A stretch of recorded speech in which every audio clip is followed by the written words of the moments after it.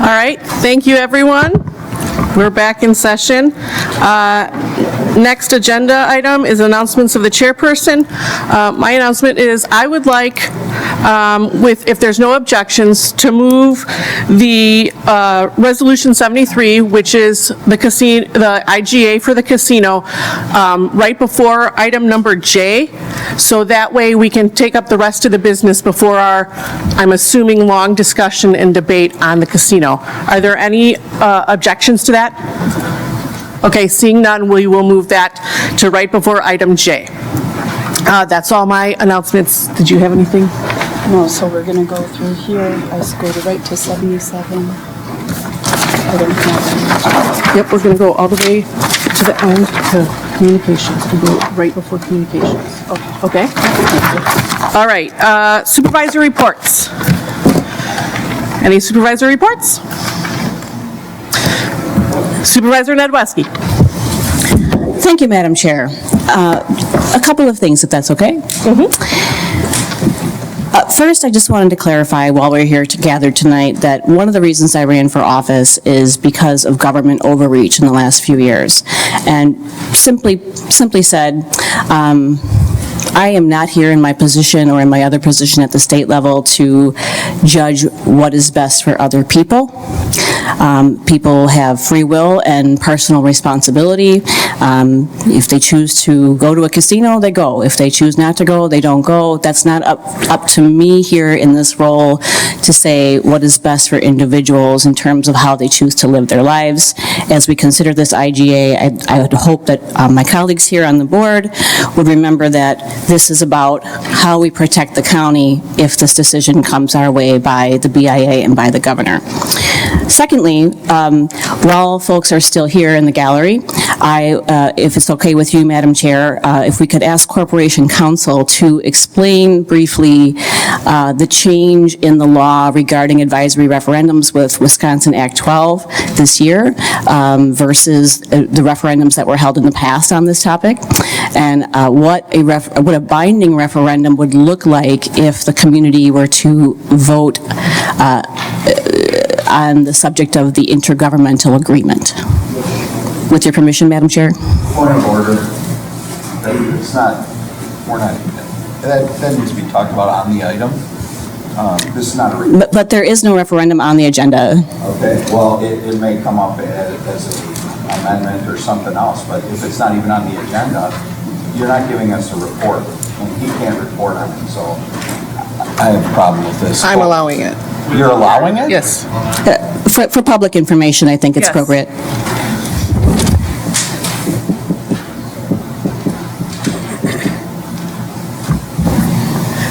In brief, earlier this year, as part of broader legislation, the state legislature did away with the ability of counties to conduct advisory referendums such as we have seen any number of times over the past several years, other than very, very limited circumstances I don't believe exist here in this situation. I've had these conversations with certain members of the board over the past couple of months. What is still permissible under the statutes is a referendum, and I'm going to read this directly from the statute, for the purpose of ratifying or validating a resolution adopted or ordinance enacted by the board contingent upon approval in the referendum. So my read and understanding of that, and it's the same understanding as the general counsel for the WCA, is that the board would have to adopt the resolution tonight agreeing to the IGA, would make that approval contingent upon passage at a referendum.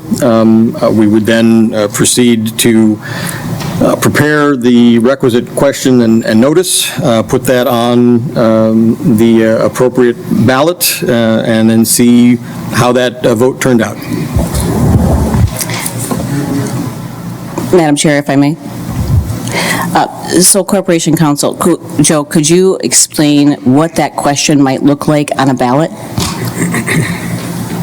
I believe because of the nature of the resolution that is before the board tonight, it would be essentially,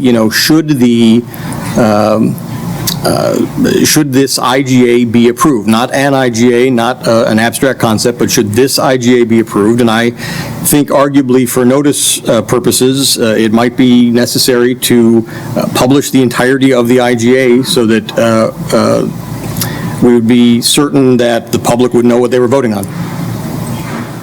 Would the entire IGA have to appear on the ballot? I mean, how would that look? Because it's a specific intergovernmental agreement, because it's not any IGA, it's this IGA. And in order for the voter to be fully informed of what they're voting on at the ballot box, how would that look? I don't believe it would have to include the entire IGA on the ballot, but I certainly believe that it might be necessary as part of the notice procedure prior to the election to have the entire thing published. Thank you. I appreciate that, Corporation Counsel, as well as your willingness to allow it, Madam Chair. Thank you, Supervisor Nedwowski. Supervisor Bashaw. Thank you to the chair. This is a little, supervisor comment. Town of Paris is served by 3 elected members at any one time, and I just wanted to make mention that Supervisor Ronald James, Ron Butke, passed away on Saturday. He has been a long-term member of the Paris community and a diligent service member of the board for an extended period of time. He's made tremendous contributions to the community, and I think he should be recognized for that. If folks are interested, his visitation will be held on Sunday from 10 to 1 o'clock. At 1 o'clock, there will be a service. Interment will happen on Monday. It will be at Proco Funeral Home in Kenosha, 5111 60th Street. So the town has lost a long-term member, a gentleman who has been a cherished member of that community for an extended period of time. So just like to recognize his loss. Is that all? That's all. Thank you very much, Supervisor Bashaw. Supervisor Rose? All right, thank you, Chair. I drafted up a referendum question and resolution for consideration this evening. It was not included on the agenda tonight. I thought that there was important consideration when we're talking about the IGA and a referendum possibility under the new law. So I'm going to ask, when we get to that, item 72 on the agenda, for the board to consider an amendment to the proposition before us that we approve of the IGA contingent on the public support of it, and the Corporation Council be directed and authorized to draft a binding referendum question. Is that all, Supervisor Rose? It is at this time. Thank you very much. Any other supervisor reports? Any of the others? Seeing none, supervisor reports are closed. Go ahead. County executive appointments, 28, Harry Laws to serve on the Board of Health. Refer to Human Services. 29, Julia Robinson to serve on the Board of Health. Refer to Human Services. 30, Kayla Hove to serve on the Board of Health. Refer to Human Services. Kenny Harper to serve on the Board of Health. Refer to Human Services. 32, Barbara Wisniewski to serve on the Brookside Board of Trustees. Refer to Human Services. 33, Aaron Strom to serve on the Local Emergency Planning Committee. Refer to Judiciary and Law. 34, Carson Wilkinson to serve on the Local Emergency Planning Committee. Refer to Judiciary and Law.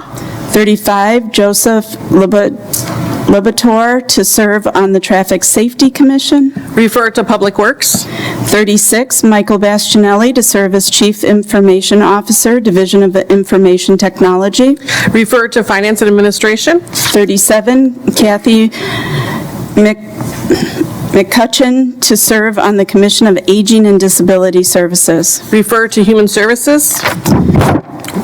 Resolution 77 from the Judiciary and Law Enforcement Committee, a resolution to approve the probationary cabaret license for Wilmot Mountain Fox River Road, Wilmot, Wisconsin, 53192 in the town of Randall. This passed unanimously at committee. Vice Chair Decker and Supervisor Wamble were excused. Supervisor Bashaw. Move the resolution. I have a motion by Supervisor Bashaw and a second by Supervisor Rodriguez. Supervisor Bashaw. Thank you, Chair. This is a short-term cabaret license. It's designed to afford Wilmot Mountain to host events of an outdoor nature, being winter. People wish to enjoy the outdoors. It did pass committee without reservation, and I ask for your approval this evening. Thank you. Any other questions or comments? Seeing none, all those in favor say aye. Aye. All those opposed say nay. Motion passes. Resolution 78 from the Human Services Committee, a resolution to approve the appointment of Lori Palmer to serve as the Director of Division of Health Services. This passed unanimously at committee. Supervisor Nedweski was excused.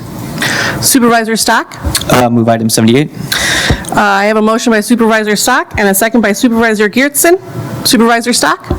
Thank you. Before us tonight is a resolution to approve the appointment of Lori Palmer as our Director of Division of Health Services.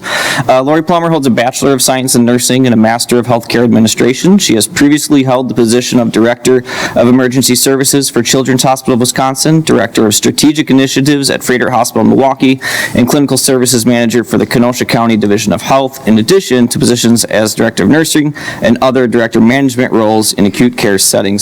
In March of 2023, she assumed the duties of Interim Director of Health Services. Her appointment did pass our committee. She is present here this evening if there are any questions, and I would encourage the board's approval. Thank you. All right. Supervisor Nedweski. Thank you, Madam Chair. I just want to thanks Ms. Palmer. Thanks to her for taking my phone call. A while back, I wasn't able to be at the committee meeting where we voted on this appointment, and she spent over an hour on the phone with me explaining her background, and I really appreciate not only her clinical experience, but also her experience in strategic development, and I believe that she'll be a wonderful asset to the Human Services team and to the Health Department, and I will definitely be voting for this appointment tonight. Thank you. Thank you, Supervisor Nedweski. Supervisor Stocker. Thank you. I believe the position of Director of the Division of Health Services is incredibly important, and I welcome the opportunity to discuss your position, Lori, on the handling of the COVID pandemic. Thank you for reaching out and affording me and my committee that opportunity. I think it is important to note that while you were not the Director of Health Services at the time, your views on those decisions are important for the decisions that the future may hold. During our discussion, I asked you if you believed the CDC made mistakes in handling the COVID outbreak. You agreed, well, noting that not much of what was happening was new or unknown.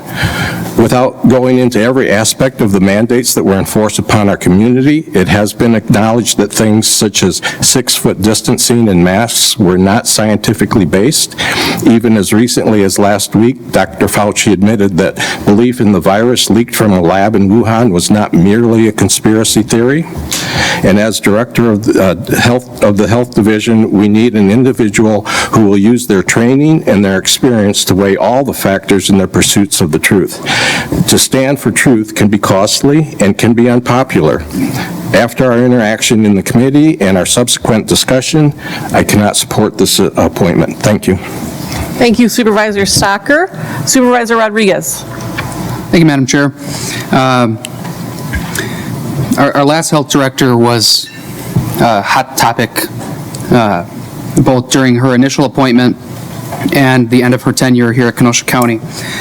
I can say that tonight, with this appointment in front of us this evening, I don't bring the same concerns I brought a few years back before you appointed the previous health director.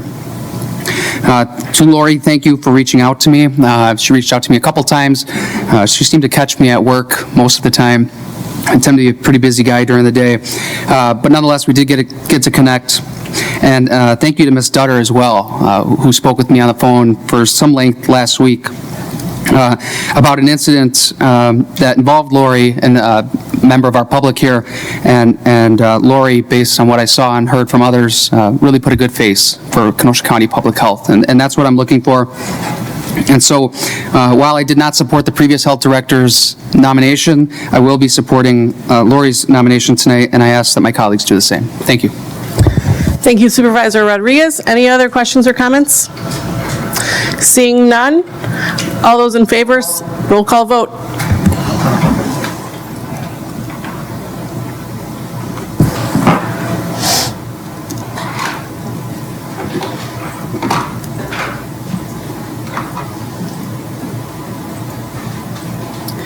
Resolution 78 passes, 18 yes and 1 no. Resolution 79 from the Human Services Committee, a resolution to approve the reappointment of Eula Payne Williams to serve on the Commission of Aging and Disability Services. This passed unanimously at committee. Supervisor Nedweski was excused. Supervisor Stock? Move item 79. Moved by Supervisor Stock, second by Supervisor Stocker. Supervisor Stock. Thank you, Madam Chair. The appointment before us is, I switched over to the wrong one, for Ms. Eula Payne Williams to the Kenosha County Commission on Aging and Disability Services. Her appointment passed our committee unanimously, and I would encourage the board to pass it again this evening. Thank you. Any supervisor questions or comments?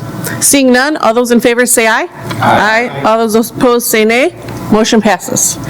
Resolution 80 from the Human Services Committee, a resolution to approve the reappointment of Jim Schmidt to serve on the Veterans Service Commission. This passed unanimously at committee. Supervisor Nedweski excused. Supervisor Stock? Move item 80. I have a motion by Supervisor Stock and a second by Supervisor Uhas. Supervisor Stock? Yes, again, before us is the resolution to approve the appointment of Mr. Jim Schmidt to the Kenosha County Veterans Services Commission. His nomination, or his appointment, passed our committee unanimously as well, and I would encourage the board to do the same. Any supervisor questions or comments? Seeing none, all those in favor say aye. Aye. All those opposed say nay. Motion passes. Resolution 81 from the Human Services Committee, a resolution to approve the appointment of Jennifer Blasi to serve as the Director of Veterans Services. This passed unanimously at committee. Supervisor Nedweski excused. Supervisor Stock? Move item number 81. I have a motion by Supervisor Stock, second by Supervisor Gens. Supervisor Stock? Thank you, Madam Chair. The appointment before us is a resolution to approve the appointment of Jennifer Blasi to serve as the Director of Veteran Services. Jennifer Blasi is an Army veteran who has worked within the Kenosha County Veteran Services Office for 10 years, holding many positions, including a Senior Office Associate and the Assistant Director. Jennifer holds a master's degree in education and a paralegal certification. Her knowledge of the VA systems and the needs of veterans are an asset to the division. And I will say, going off of our Human Services Committee meeting where we reviewed her appointment, which did pass unanimously, there was no short of an army that showed up from the different veterans organizations to support her and spoke very highly of her. So I would encourage the board to support her approval this evening. Thank you. Thank you, Supervisor Stock. Supervisor Rodriguez? Thank you, Madam Chair. The appointment of Ms. Jennifer Blasi to serve as the Director of Veteran Services will not be receiving an affirmative vote from myself tonight. During the time of the departure of our previous Veteran Services officer, didn't really know what was going on. There was talk that he might still be with the county, talk that he might not be with the county. Nobody knew what the status of his employment was. At the time, one of my employees was working with the Veteran Services office to get death benefits for her recently deceased husband. She came to me knowing my position on the county board, looking for assistance, and didn't know where to turn. And I said, well, I don't know who's in charge of that office right now. It's not something that anybody on the county board should have to tell either a constituent or somebody from the general public who reaches out to them. Fairly simple, I thought to myself, I will call Veteran Services Office and find out who the acting director is if the previous director had gone. And to my surprise, I was met with a very hostile tone from the woman who answered the phone, who I later learned to be an office assistant, who passed the phone to Ms. Blasey. I asked Ms. Blasey who I was speaking to. She identified herself in her position with Kenosha County. I asked her if she was serving as a Veteran Services Director or if our previous director was still employed. She refused to answer the question. She said that she didn't know if I was who I said I stated to be. I offered to verify that somehow, whichever way she wanted me to prove who I was, but that was not good enough, and instead Ms. Blasey hung up the phone. And it is for that reason I will not be supporting her appointment as Veteran Services Director. Thank you, Supervisor Rodriguez. Any other comments or questions? Roll call. Seeing none, roll call vote.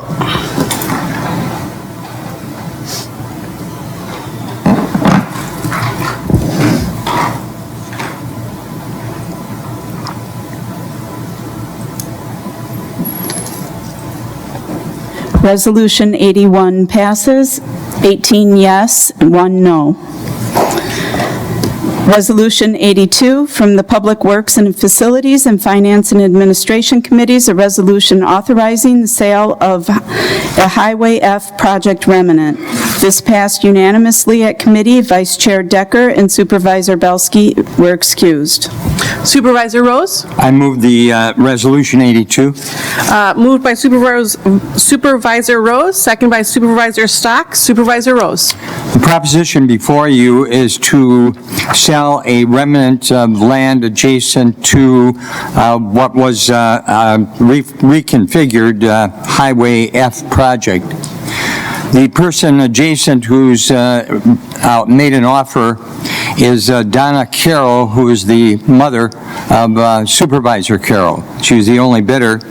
Her land adjoins this remnant land. She's offered $5,600. That is consistent with the independent appraisal that the county authorized the Finance Committee to obtain. In July, the board requested that the administration, if possible, locate buyers of these 4 parcels or 4 remnants due to the reconfiguration of Highway F.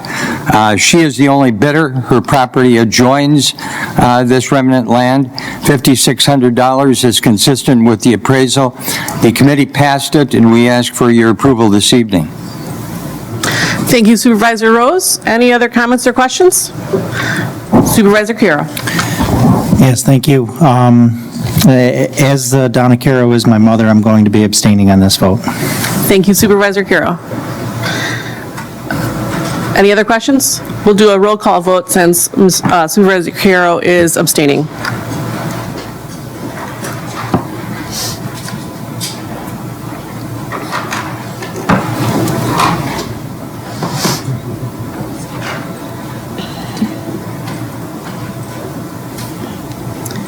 Resolution 82 passes, 18 yes and 1 abstain. Resolution 83, from the Public Works and Facilities and Finance and Administration Committees, a resolution authorizing the acceptance and expenditure of funds from CCM Somerville LLC for the acquisition of right-of-way and highway improvements at the intersection of County Trunk E and County Trunk Highway EA. This passed unanimously at committee. Vice Chair Decker and Supervisor Belsky excused. Supervisor Rose? Move the Resolution 83. I have a motion by Supervisor Rose and a second by Supervisor Stocker. Supervisor Rose, sorry. Thank you. I'm All sorry. right. This is a resolution that authorizes the acceptance of $1,400,000 and the expenditure of those funds. The funds are coming from a business called CCM Somerville, a limited liability company, for the acquisition of a right-of-way and various highway improvements at this intersection of County E and EA. This business intends to develop that land adjacent to this intersection and they propose to give the county $1,400,000 for this purpose. It's broken down as follows. $1,100,000 will go for highway improvements at that intersection. $100,000 will go for management of that project, and $1,100,000 will go for the purchase of the private property adjacent to this from the private landowners. So we had this pass the committee. What you're voting on this evening is the acceptance of the money as well as the expenditure of the money, which requires a 2/3 vote for approval. Thank you, Supervisor Rose. Any other questions or comments? Supervisor Thomas? Yeah, I just want to expand on this. This was in front of the Public Works as well. On the southeast corner of this intersection is Summers Elementary School, and the reason for this money to address the county highways right there is that there's a large development that will be south and east of the elementary school there. And already there's a huge traffic issue when kids are being dropped off at school and when parents are anticipating to pick their kids up with cars already lining up in the school parking lot and on the street.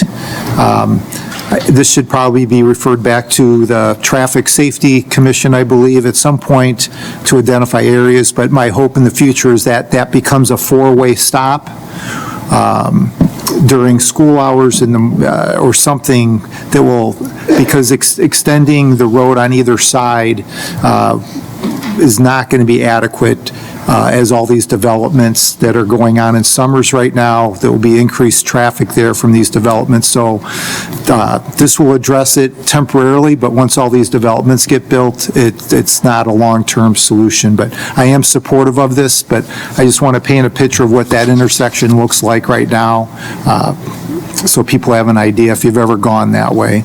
All right, thank you, that's all. Thank you, Supervisor Thomas. Any other supervisors? Seeing none, it is a 2/3 vote, so we'll have a roll call.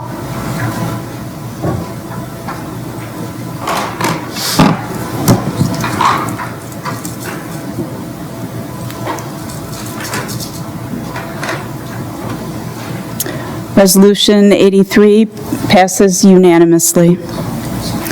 Resolution 84 from the Public Works and Facilities and Finance and Administration Committees, a resolution to approve the formation of a focus committee to provide input in the development of Kenosha County Comprehensive Safety Action Plan. This passed unanimously at committee. Vice Chair Decker and Supervisor Belsky were excused. Supervisor Stock? Move item 84. Motion by Supervisor Stock, second by Supervisor Rose. Supervisor Stock? Thank you, Madam Chair. Before us tonight is a resolution for the formation of a focus committee to provide input in the development of the Kenosha County Comprehensive Safety Action Plan. This committee is made up of representatives from all over Kenosha County, and it's tasked with providing input on problematic intersections at county highways with the goal of reducing injury and fatalities on county highways.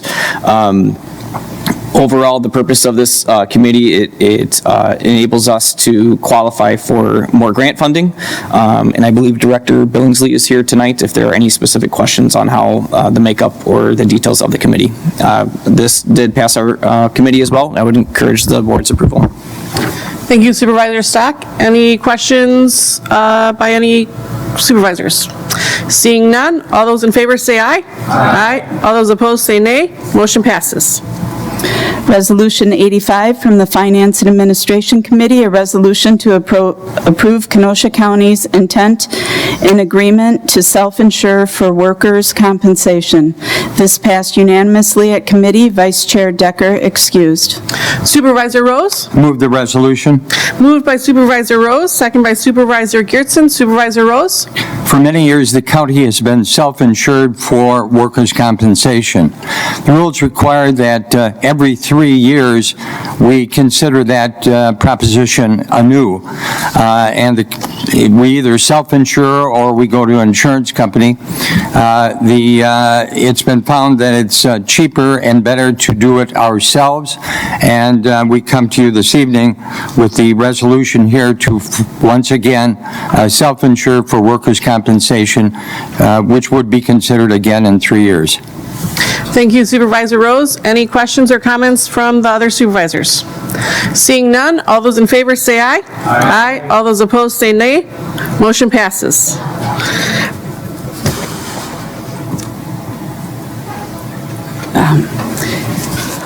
I didn't get the score. Oh, it passed unanimously. It passed. Franco and Nordigan were not there. Okay. Thank you. All right. Resolution 86 from the Judiciary and Law Enforcement Committee, a resolution to adopt the 2023 to 2028 Kenosha County Hazard Mitigation Plan. This passed unanimously at committee with Supervisors Nordigan and Franco excused. Supervisor Bashaw? Move the resolution. I have a motion by Supervisor Bashaw and a second by Supervisor Rodriguez. Supervisor Bashaw? Thank you, Chair. This is a resolution to adopt a hazard mitigation plan. When you think of hazards, what might they be? This selects to focus on the top 7 hazards, things like tornado, flood, et cetera. It's the development of a plan that has been ongoing. There's been opportunity with at least 2 public comment sessions, one which I attended, and it has passed our committee unanimously through Judiciary and Law. We ask for the approval of this resolution tonight, as it's foundational to the ability for the Sheriff's Department to now go forward with a number of grant opportunities. So, thank you. Thank you, Supervisor Bashaw. Any other questions or comments from the supervisors? Seeing none, all those in favor say aye. Aye. All those opposed say nay. Motion passes. Yeah, read it and then. And then am I reading this?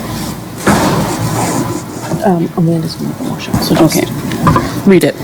The following communications have been referred but not heard by committee, but will have a motion to suspend the rules to approve the resolutions at this meeting. Communication 54, Resolution 89, communication from Vice Chair Decker, a resolution recognizing January 2024 is Human Trafficking and Modern Slavery Prevention Month. Supervisor Nedwesky? Thank you, Madam Chair. I move to suspend the rules and vote to approve both this resolution and the following resolution on Black History Month tonight. Second. I have a motion to suspend the rules by Supervisor Nedwesky and a second by Supervisor Rodriguez to vote on it tonight. Any questions? All those in favor say aye. Aye. All those opposed say nay. Motion passes. On the resolution. On the suspension of the rules. So I move Resolution 87.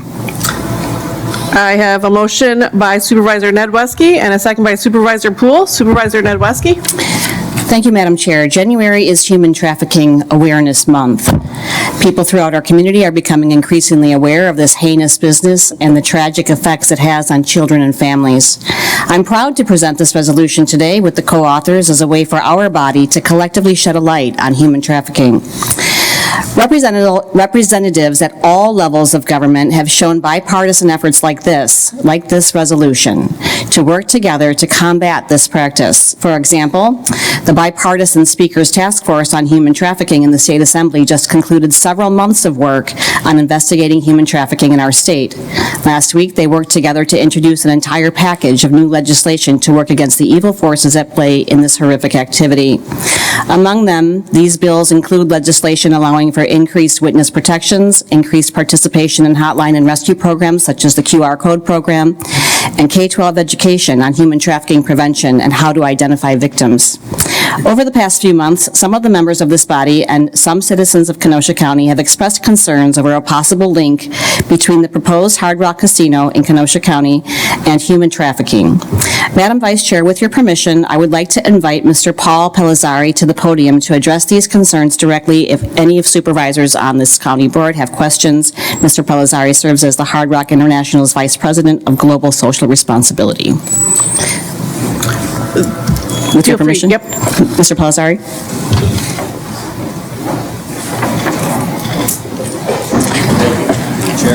If you might begin by just giving us a little bit more of an in-depth overview of some of your programming when it comes to human trafficking that you couldn't address in public comment.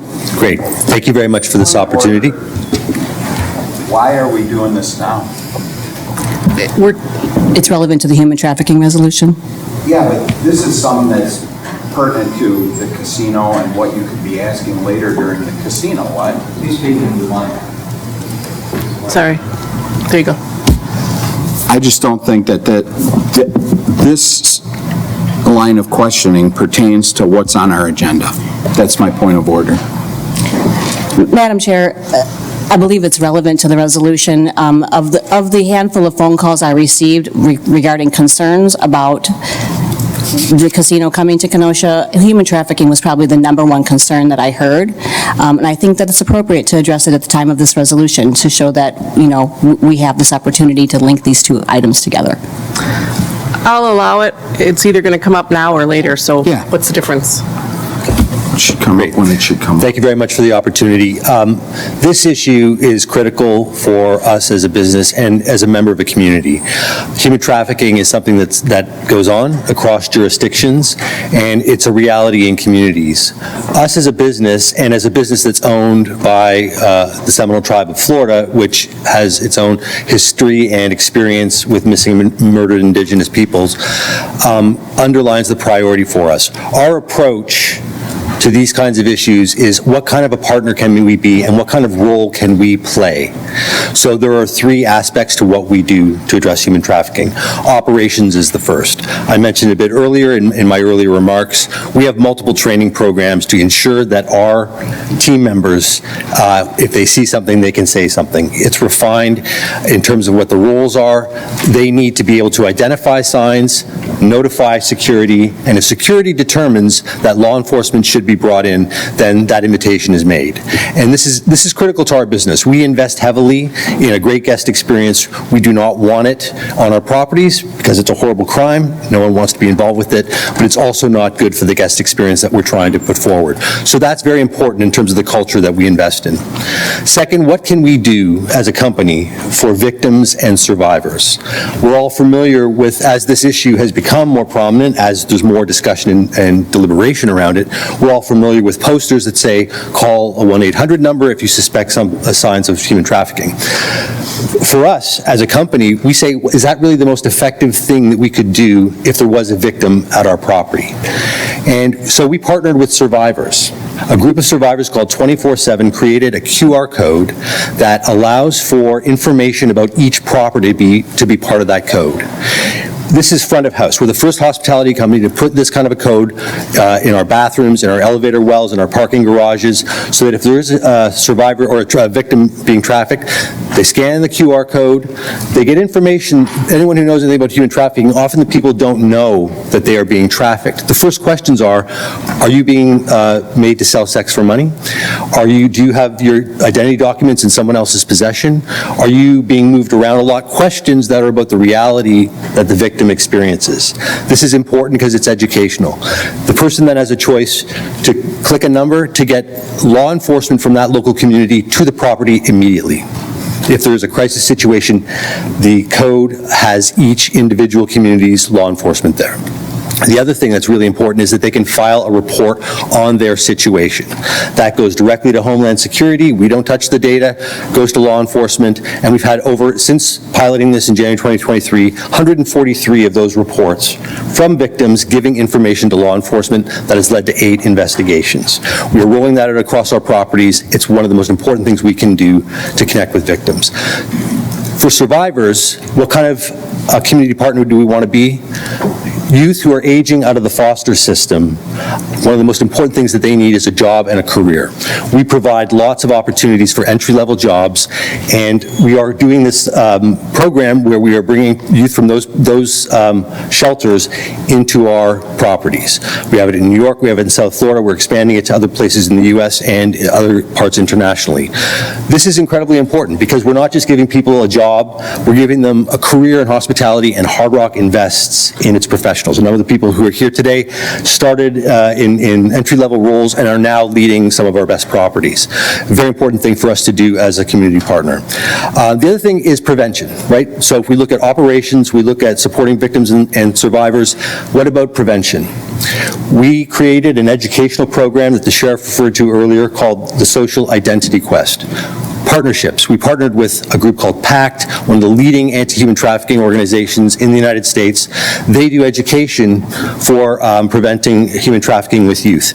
We got this program into 60,000 classrooms across 47 states. 1.2 million U.S. high school students completed this program. That's spending between half an hour and an hour and a half in a classroom learning how to not get lured online.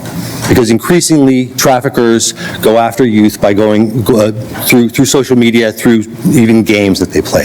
So that's a very important thing for us to address. We are working to adapt that program for Indigenous communities. I'm working personally with some Seminole tribal members so that we can adapt the content and be able to reach communities such as the ones you have in Wisconsin here. So to summarize, we play our role. We are constantly working with our partners to co-create things that make a difference. All the training that I referenced that we're doing has been created with survivors. We're evidence-informed and with leading organizations to ensure that we can play that role to address it in our operations, to prevent it with youth, and to be a great community partner. Thank you very much. Don't go away, we might have questions. Are you done, Supervisor Nettles? So I had a question for you. I mentioned earlier that at the state level, the Speaker's Task Force on Human Trafficking passed some legislation last week. Does the Hard Rock have any partnerships at the federal level that they're working with this issue on? So we will work with all orders of law enforcement, or all law enforcement bodies, depending on the issues. So we have collaborated with Homeland Security in terms of information sharing, in terms of benefiting from some of the work that they have done. If there are investigations that might involve Homeland Security, then our properties certainly would participate in those and collaborate with them. Because working with law enforcement at all levels, again, is a critical thing that we do as an operator. Thank you. Is that all, Supervisor Nowoski? That's all for me. Thank you. Supervisor Wamble? Thank you, Madam Chair. Thank you for being here, Paul. And I appreciate you meeting with me earlier today, and we had a discussion where you actually presented everything you just said now. But my question to you would be, as somewhat of an expert, is do casinos attract human trafficking? No. So if you talk to... Did you say no? That was the first thing out of your mouth? So no. I will. So if you talk to experts in this field, they say that there are hubs of trafficking activity that go on. If trafficking activity is going on, will they come to our properties? Yes, they will. They go to casinos and hotels around the world. But the introduction of a casino on its own is not going to create a hotbed for human trafficking. It doesn't create a haven for that activity, because it's kind of a perfect storm with victims and hotels. And not only that, human trafficking is one of those hide in plain sight types of crimes. So how would you refute? Here's a question for you. How would you refute a study that would say, yes, casinos do attract human trafficking? Well, casinos attracting human trafficking versus casinos creating a problem of human trafficking in the community are points of nuance that I would point out.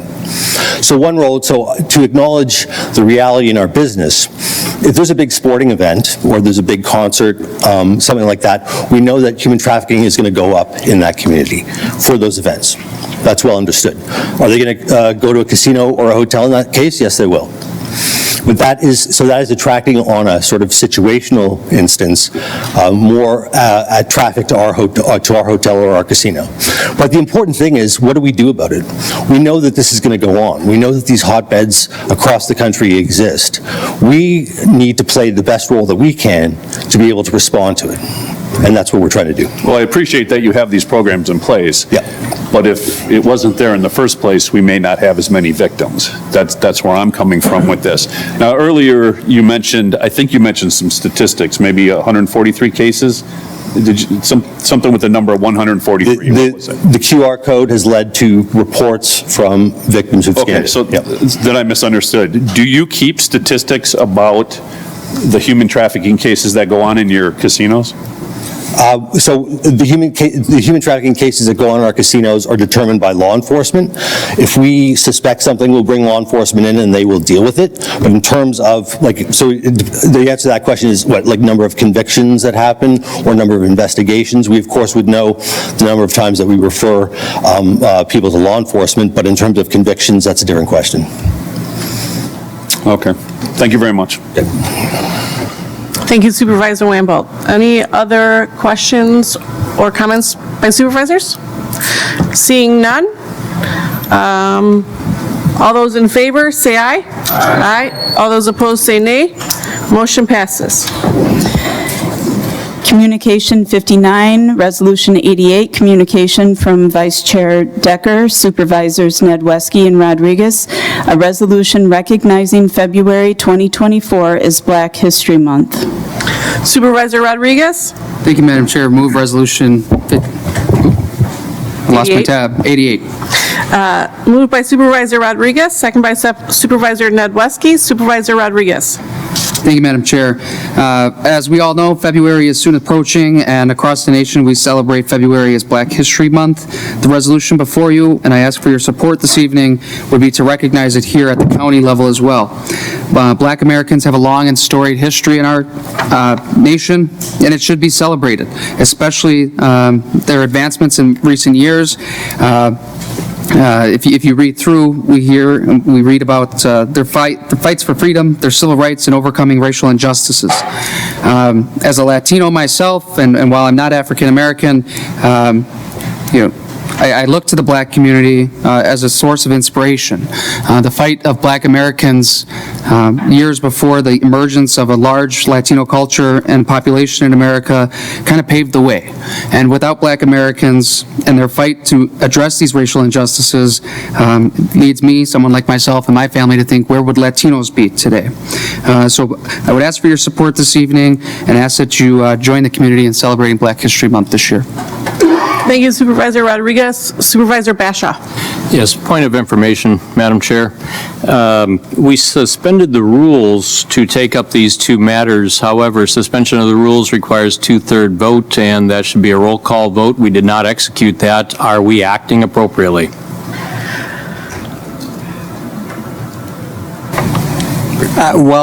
While the roll call is certainly useful to demonstrate the two-thirds, my understanding was that she called for the vote. I didn't hear any opposition, so I'm comfortable that we reached the two-thirds to suspend the rules. Thank you. Is that all, Supervisor Basha? Yeah, I was just concerned because these are big matters. Nope, thank you. Any other questions or comments on the resolution? Seeing none, all those in favor say aye. Aye. Aye. All those opposed say nay. Motion passes. Ordinance 8 from the Planning, Development, and Extension Education Committee, an ordinance regarding Benedict Shores LLC owner, David Banis, agent, requests a rezoning from A1 Agricultural Preservation District, A2 General Agricultural District, and C1 Lowland Resource Conservancy District to A2 General Agricultural District, C2 Upland Resource Conservancy District, and C1 Lowland Resource Conservancy District in the town of Randall. This passed unanimously at committee. Supervisor Gashke excused. Supervisor Carroll? Move ordinance number 8. Motion by Supervisor Carroll, second by Supervisor Franco. Supervisor Carroll. Yes, this is this walkthrough planning and development. Unfortunately, the attachment that's on the agenda is not the map that is for the Benedict Shores rezoning. However, it is a parcel of land on the north side of Lake Benedict out in the town of Randall. The town of Randall was fully supportive of the rezoning. There was a couple of back and forth over the last year or so of what they wanted to do, ultimately ends up converting a commercial property into a residential piece of property. And again, fully supported by the Planning and Development and also the town of Randall. And I ask you for your support tonight. Thank you, Supervisor Carroll. Any questions or comments? Seeing none, all those in favor say aye. Aye. All those opposed say nay. Motion passes. Ordinance 9 from the Planning, Development, and Extension Education Committee, an ordinance regarding Christopher and Jennifer Eck, joint revocable trust owner, Martin and Mary Gus, revocable trust owner, requesting a rezoning from A1 Agricultural Preservation District, A2 General Agricultural District, and C1 Lowland Resource Conservancy District to A2 General Agricultural District, C2 Upland Resource Conservancy District, and C1 Lowland Resource Conservancy District in the town of Brighton. This passed unanimously at committee. Supervisor Gaschke excused. Supervisor Carroll? Move ordinance 9. I have a motion by Supervisor Carroll, a second by Supervisor Franco. Supervisor Carroll? Yes, this was a second item that we took up in our December meeting for PDEC. This is a property in the town of Brighton. The ownership, and if you look on the map, on the left-hand side or the west side of the property was changed, so there's about 20 acres that got added to the larger parcel on the right-hand side. In that process of combining the two lots and adding the property, transferring ownership from the Gusts to the X, went ahead and updated the zoning to accurately portray what they wanted it on the property. So this passed unanimously at the committee, and also the town supported it as well. Town of Brighton, ask for your support tonight. Thank you, Supervisor Carroll. Any other questions or comments by the board?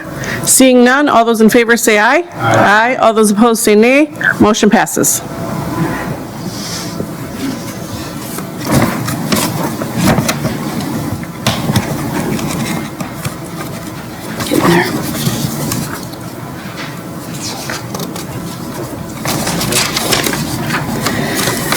Resolution 73 from the Legislative and Finance and Administration Committees, a resolution in support of an intergovernmental agreement pertaining to the application by the Menominee Indian Tribe of Wisconsin to the Bureau of Indian Affairs to place approximately 59.19 acres located in the city and county of Kenosha in trust for the Menominee Indian Tribe of Wisconsin for the purpose of conducting Class 3 and Class 2 gaming. Point of order, Mr. Chair. She's still reading it.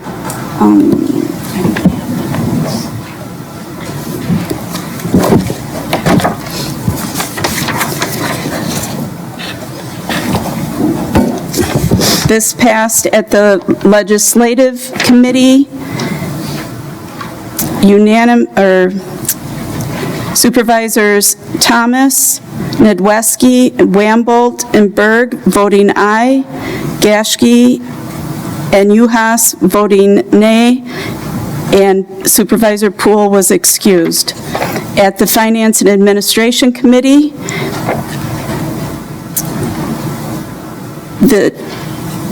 failed. At the Finance Committee, Supervisor Rose voting nay, Stocker, nay. Franco, nay. Grady, nay. Supervisors Geertsen, Poole, and Decker voting aye. Thank you. Supervisor Thomas? Oh, sorry, I'm sorry, go ahead. On behalf of the Legislative Committee, we move the motion. I have a motion by Supervisor Thomas and a second by Supervisor Geertsen. Supervisor Thomas? Great. Thank you, Madam Chair. This process started nearly 2 months ago from the county board standpoint, and as it came from the county board, then referred to the Legislative Committee. We went through that process, and we passed the resolution, and then we were going to have another meeting the following week to review the resolution as a county board as a whole. I thought it was important that I travel up to the Menominee Reservation and learn who we were making that agreement with. And my wife and I, we went up there, we stayed at the hotel and the casino. I left on everyone's desk just a little bit of an overview of that. We did stay at our own expense. We dined at our own expense. We met with the tribal chairwoman, Gina, who's here this evening, and with Gary, and had dinner. And it was not with the intent, nor did we discuss anything in the IGA. I wanted to learn more about the Menominee tribe, which, be honest with you, I was fairly ignorant on the scope of things regarding the nearly 9,000 tribal members, the operations, businesses, how people lived, what their concerns were, and I gave each of you a sheet of numerous bullet points that stuck out with me. And being a resident here, moving up from Northwest Indiana in 1995, to be honest with you, I was raising 4 kids and did not pay that close attention to all the casino talk once I moved up here, and honestly, for the first 10 years and when it came up for the referendums. But in saying that, the Menominee tribe has showed some great determination in staying the course and being persistent with this, because they see how this can be a generational change for the current generation and so many to come if this IGA is approved, as well as the casino getting final approval from the governor. But in saying that, I'd like to bring up Gary from the Menominee tribe through the chair, if that's okay. And I've got a couple questions once he gets up there. It's my understanding you were one of the first tribal leaders to be a part of this process of getting a casino in Kenosha. Would that be correct?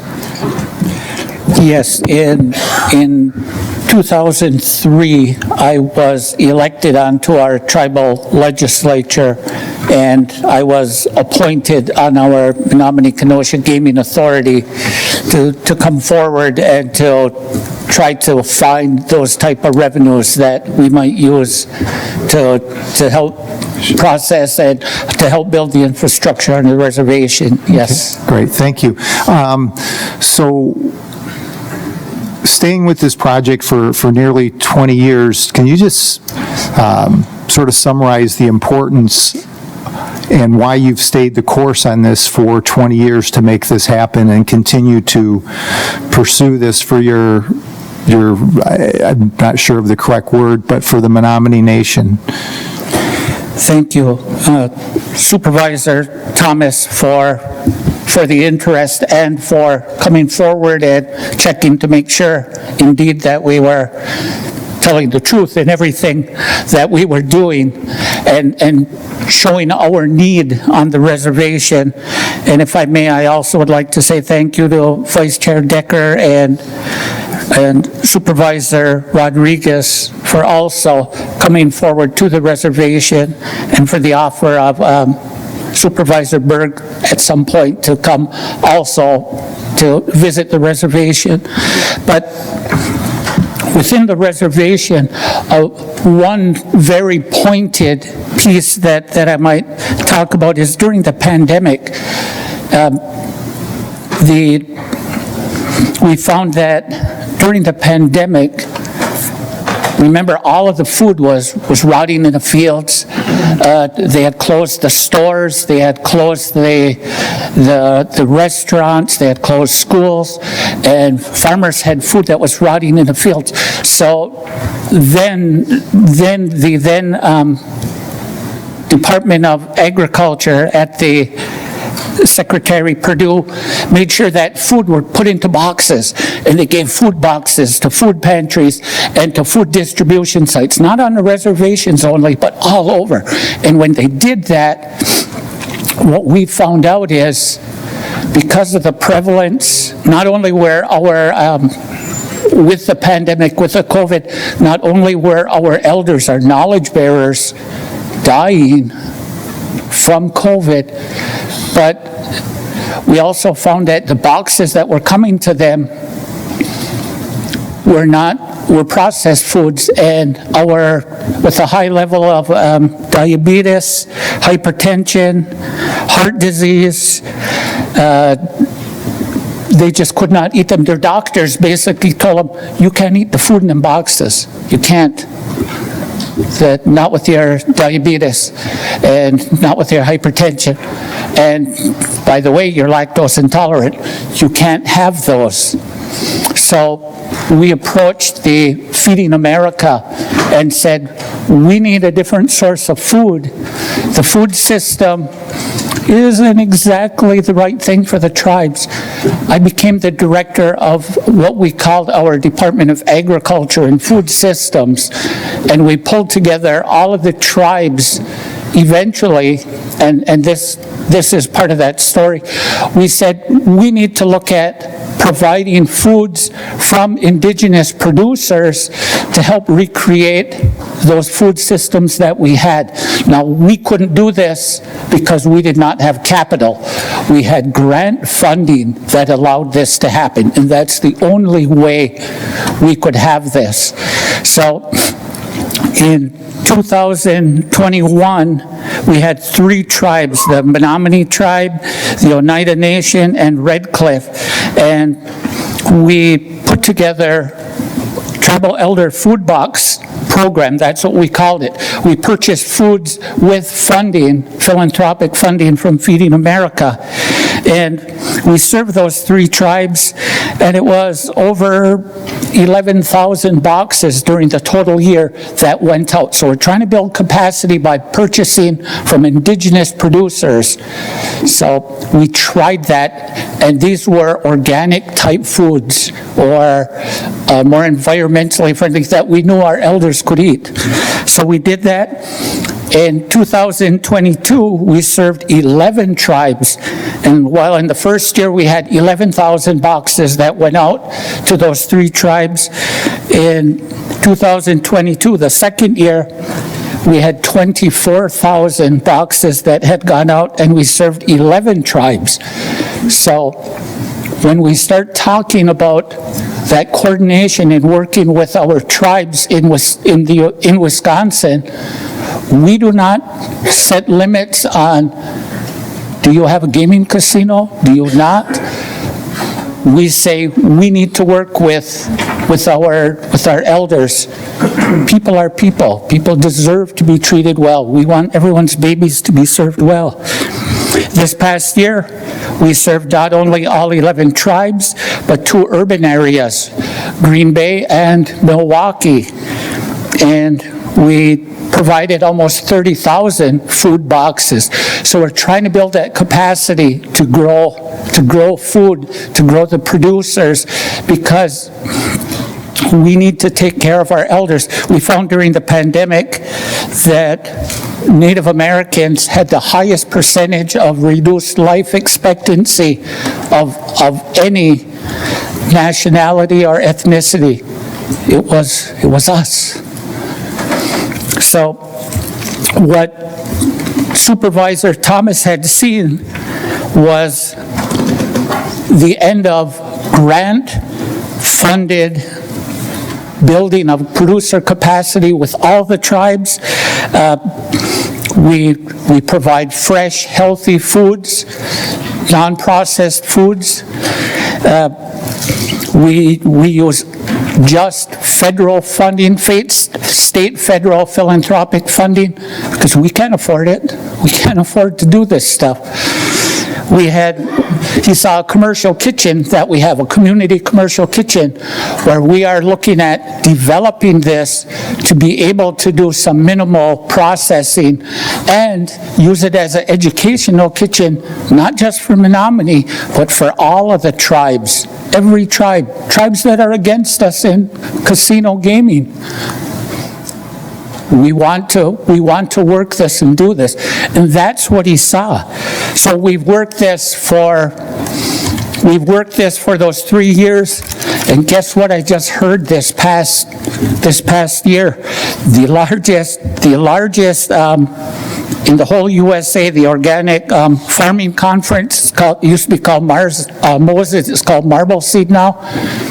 They've asked me, representing our Great Lakes Intertribal Food Coalition, and Menominee is the lead for that. They want to award us the 2024 Marble Seed Changemaker Award because of that coordination in working with all the tribes. And this is without funding. We can't afford that. We don't have that funding. That's what you saw. And we tried and we kept trying. And oh, by the way, we also support non-native producers as well, because we don't have the capacity, even if we wanted to just buy from native producers. So this is what we're doing. In fact, the state legislature had provided us within the biennial budget $1.5 million each of the 2 years during this biennial cycle to help build that capacity as well as feed our tribal elders. So that's what you saw, and we're not giving up. That's where we're at. Yep, thank you for that, Bart. Stay right there. One of the other things that in the tour that you gave us on the second day of the reservation, which was not the entirety of the reservation, but I had asked for some key areas. And one of the areas that we went through is where many of the tribal members live that are on the reservation.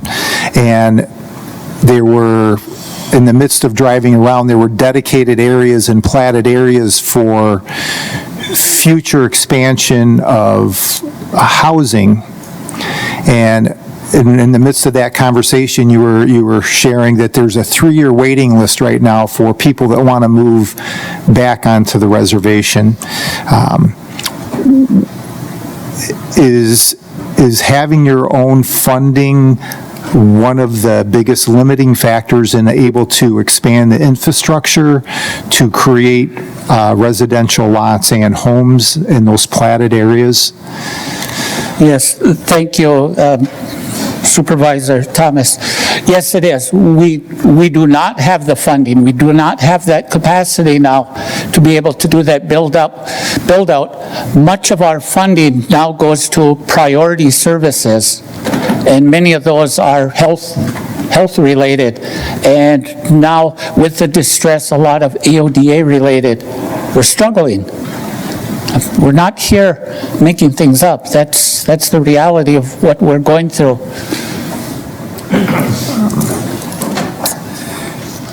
And just a couple other things that I want to highlight, and I'm going to let you expand on that because it was nearly 2 months ago that I was there, and I don't remember every aspect of that. But some of the initiatives that you guys have started on your own, and I'm not 100% of where the funding came from, but you've dedicated well over 600 acres, and I did see the animals there, but you've started a bison ranch and a Highland cow ranch and more sustainable agriculture to get back more to your historical roots on food. But if you can just talk just a little bit on why the bison and the Highland cow ranch and how you envision that helping out the tribal members.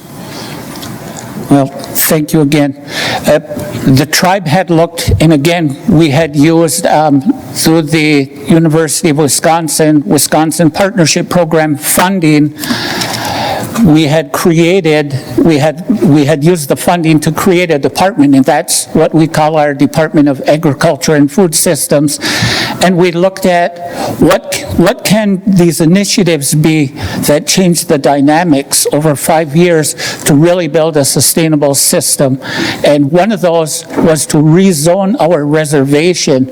The reservation we have, for the most part, was given to us because the land was sandy, was not good for farming, rocky, and it was pretty wild and hilly. That's why we have the reservation the way it is. It's, predominantly 95% sustained old forest right now. But we rezoned several of the areas to move into sustainable regenerative agriculture. So the Scottish Highlander bulls are some of those. Those are from the Scottish Highlands. They almost look like a yak or something, but they're a bull, they're a cow, as well as bison. So we are trying to look at growing them, raising them, and slowly rebuilding that food system where we can look at being more sustainable in the foods that we can provide to our membership. So we are in the throes of that right now. If we had the funding, it would have moved a lot faster in building the fencing and looking at the meat processing. We don't have the ability to do that. We found out that much of the beef we were trying to get, there were several-year waiting lists already in the meat processing facilities, and I'm sure we all know that, had seen that or heard of that after the pandemic and through the pandemic. But that's what we were in. So we're slowly rebuilding that system where we can have that capacity. And we are working with other tribes to mimic that same, or we've come back and we've learned from other tribes who are a decade ahead of us within that, with some of them because of gaming. So just as the one thing that I learned in spending some time up there for that weekend, and again, it was just a very small period of time, but the Menominee tribe, their more focus is on stewardship on the property that they live upon, and it's not on. My mindset is more of a capitalism and seeing opportunity there. And when I went up there, I said, boy, have you thought about ecotourism? Well, that doesn't fit into their stewardship plan. But they do take care of their forest properly and mitigate the damage that trees and overforestation can have. And they do have a sawmill up there. I'm not sure of the number of employees there, but I believe it's been there for nearly 100 years. Based upon their allotment of what you would call board feet per year, is 20 million board feet per year. But due to their aging equipment and some other aspects, mostly the outdated equipment, they're only able to harvest between 8 and 9 million board feet per year. The limitation is on the amount of revenue that it generates, where they have to take some of that revenue from the sawmill and they have to use it in other parts of their tribal nation, which limits their ability to update equipment and other things because they have to take care of their members as well, and that's part of that. One of the educators came up earlier and talked about the schools. We drove right by that school that she was discussing, and it is in a school like that would not be open here in Kenosha County. But the one thing that he did share with me that was quite surprising, and it fits within their stewardship plan, is that I'm not exactly sure how they came to find out about this. I don't recall that part of our tour and conversation. But they came to find out that they perhaps would have one of the largest maple syrup, I'll say reservoirs, in the United States on their property. I don't know if you can expand upon where the funding from this casino would help on that exploration of the maple syrup aspect of the reservation and the revenue and the businesses that could generate and be within your stewardship plan. Yes, thank you. As we look at sustainable, organic sources of revenue, the more people told us, you take care of that forest and that forest will take care of you. And that's what we were told. So that's what we do. We've done feasibility studies. We've done business modeling on maple syrup. on maple syrup production, and the cost of the equipment and supplies and the value-added processing to be able to build this up in phases by our lumber mill, we can't afford that right now, but the potential is there, very much so. The potential is there, and right now the choice comes between, can we renovate our lumber mill, and the range of funding needed for that goes anywhere from 8 to mid 20 million that I know, if not higher, in the equipment and some of the infrastructure needed on that footprint to be able to process lumber and to look at some of the value added. During the pandemic, a lot of the places we cut lumber and sent raw product to, those mills closed. So we had that lumber, and we had to figure out, can we do value added with this? If you ever see the Final Four flooring, when you watch NCAA basketball, that flooring comes from the Menominee Forest, that maple. But we don't get to process the floors. We don't have the infrastructure. We don't have that capability to do that. But the raw product, that lumber, we're proud of it. That comes from our forest. We would love to be able to go those next steps. And when we look at providing additional jobs and additional processing and really building out in a sustainable way, the lumber mill and our forest are there, but we have to do it in the right way, or we can't do it. Great, thank you. That's all the questions I have. Thank you. One of the other things that I had learned in visiting with them while we were up there, and I was talking with casino staff, talking with people that served us while we were dining. Literally anyone I could see, I was trying to talk with, and meeting more of the people from the Menominee tribe that have been here visiting with us over the past couple months. I had learned that per capita, the number of people that have served in the military is the highest on the Menominee tribe in the state of Wisconsin. I don't know how it expands beyond that. In saying that, I wanted to ask Spencer of the Menominee tribe to come up and just answer a couple questions I have pertaining not only to that topic, but to something else as well. But when we were talking yesterday, you talked about that you were sort of a military brat, as your father had bounced around the country in the military, and that you went with the high school in Northern California, and it led to me asking more questions. Can you just share a little bit about not only your father's experience in the military, but yours as well, and sort of what that's like for other tribal members to serve in the military and support all of us in the U.S.? Yes, thank you, Supervisor Thomas. So within our community, we are proud of our veterans. We are proud of our military service. This goes back. It goes much further than my father. My grandfather served in World War II in the Marine Corps. He was an island hopper. That was on my mother's side. On my father's side, my grandfather served in Korea in the U.S. Army.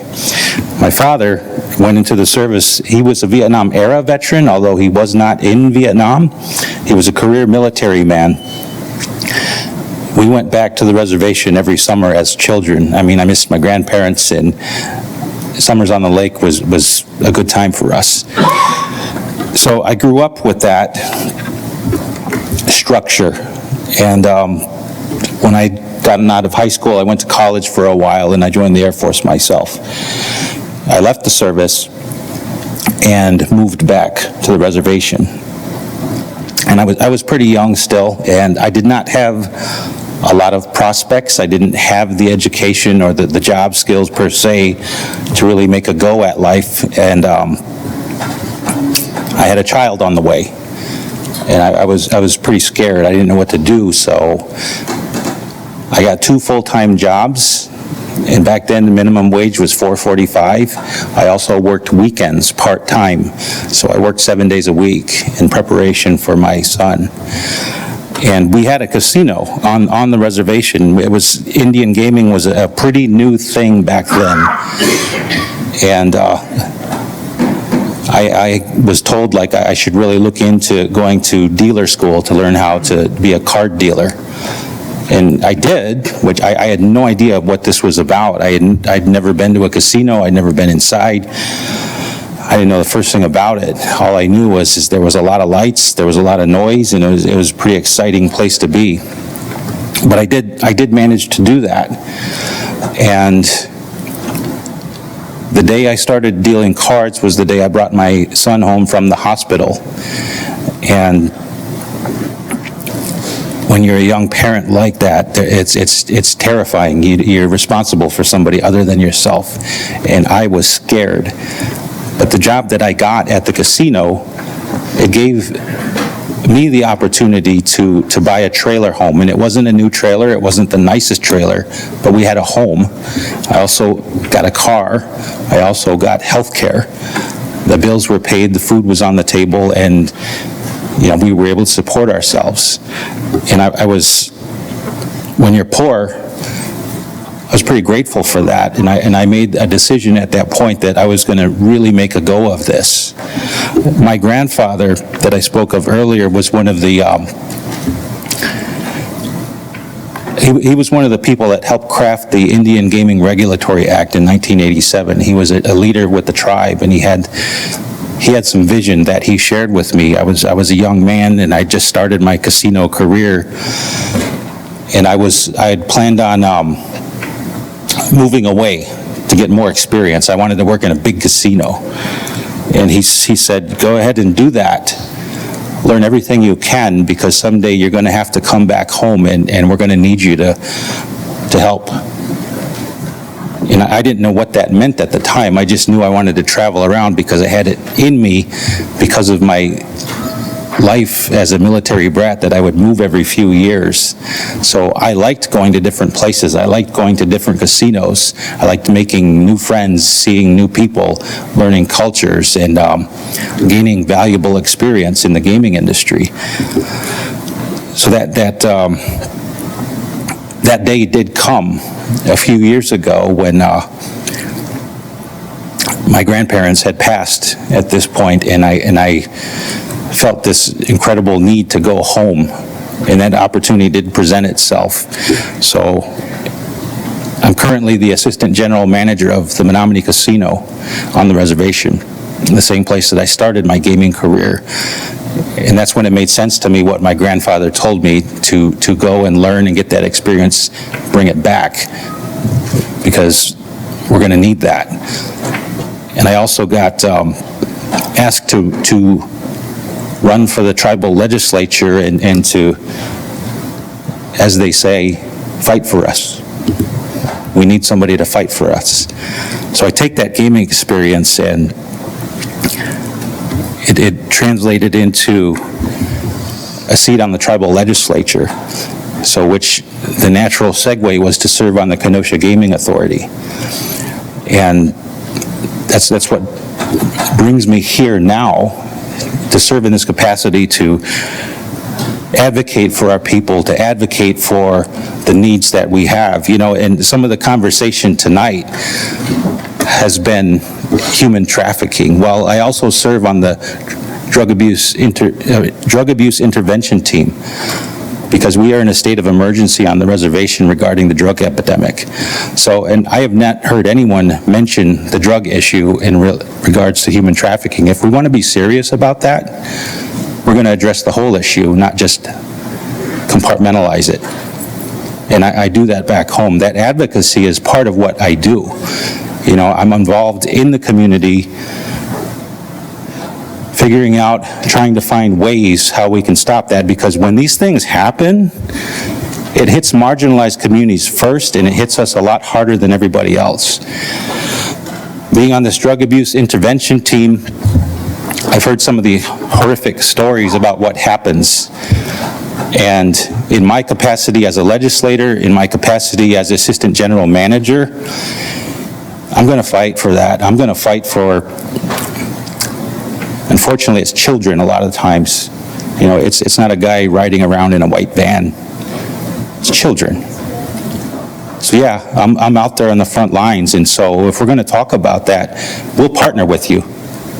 We'll share resources with you. We'll share people. We'll share knowledge. We'll share networking, whatever we have to do, because this affects anybody. This affects everybody. And we're not talking about putting a casino up and getting wealthy. We're talking about how are we going to address the issues within our communities. You know, that's the way we look at things. Our decision-making process as Native people, some of you may have heard this, is we look out for the 7 generations, which means we're looking into the future to where, you know, these children that aren't born yet, what are we going to have for them when they get here?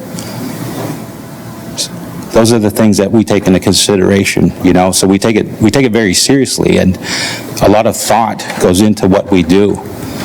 You know, just coming out here, we have to stop by our administration building and square up some things, and everybody knows where we're going in the offices, and they tell us they're praying for us, you know, because they know we've been down this road before. We've been let down a few times, and you know, the people are tired of just making do, just getting by, just, you know, we're always the last on the list. We're always at the bottom of the lists. You know, we're always, our health outcomes are at the lowest, our educational scores are the lowest. We get tired of that. We get tired of all of the negative parts, and we'd like to start addressing that. So when we say we're here as a partner, we're truly here as a partner. So we hear all of the negative things about gaming. Well, we have a lot of negative things within our community. We don't like it. We don't want it. We fight that stuff. We do the best we can to mitigate these things. And we know firsthand what the ill effects of things are. You know, so when we talk about a partnership, that's exactly what we're doing. That's exactly how we operate. That's who we are as a people. We just don't put up a building and just let it be that way. We're in it. We're here. We're there. You know, we have skin in the game. This means something to us. You know, so when we have these conversations going forward, I hope everybody can consider that, like, we're real people. You know, we have the same wants, needs, desires, pains, trials that everybody else has. So we come down here asking for that partnership, asking for that help from you, and we would extend the same in kind. You know, the gaming has been a vehicle for some of us, but not everybody. It has been for me, and it's brought me here today, so all of those things, it comes full circle. Great. Thank you for your service and for sharing as much as you could. Thank you. Thank you, sir. So, you know, the other thing in realizing this, their situation up there and going there and just seeing more, it creates different images and how it's important for me that we help our neighbors to the north, like we would help a struggling neighborhood in Kenosha County or a struggling neighborhood in the city of Kenosha, how we supported Uptown and as a community and as the county with grant money and building and trying to revitalize that neighborhood that's been diminished by factories closing. I haven't lived here long enough, but you know, we don't have to look too far back where When did Jockey stop actually manufacturing product here? When did Snap-on stop manufacturing product here? McWhite Wire, how long ago did they close? That it's a Park now, or Frost, or American Brass, or a whole litany of other companies that are no longer here. And the city of Kenosha had to reinvent itself so we could reclaim what our future was going to be. And thankfully, years ago, a combination of different things happened to create that environment where companies like Uline decided to want to come to Kenosha, and places like Amazon wanted to invest in us. And I think it's an opportunity where not only we can invest our own community, but we can allow someone to invest in their own community that's a neighbor to us to the north.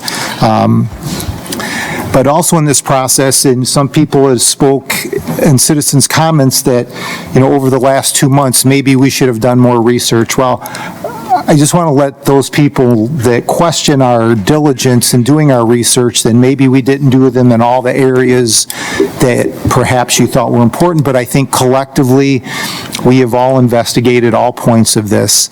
And in saying that, I had met somebody that currently operates the Gary Hard Rock Casino, and he and I grew up somewhat as neighbors, but don't know each other. And through the chair, I'd like to bring up Matt, if that's possible.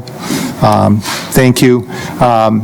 The reason I'm asking Matt to come up is that, are you the operations manager there? Yeah, I'm the president of Hard Rock, Northern Indiana. Okay, all right, so, and I grew up in this area, and I know where this casino is, and it's not far from a local high school, and it's right off I-80 and Klein Avenue. It's probably one of the busiest strips of expressway in the country.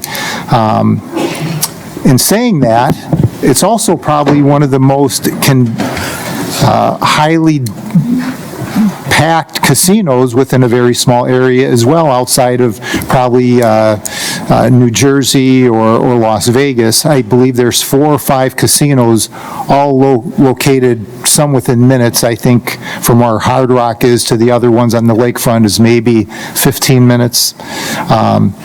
And there's been brought up concerns of a casino in Waukegan, and a casino in Beloit, and a casino in Rockford, and a casino in Milwaukee. How has Hard Rock survived all that competition in Northwest Indiana?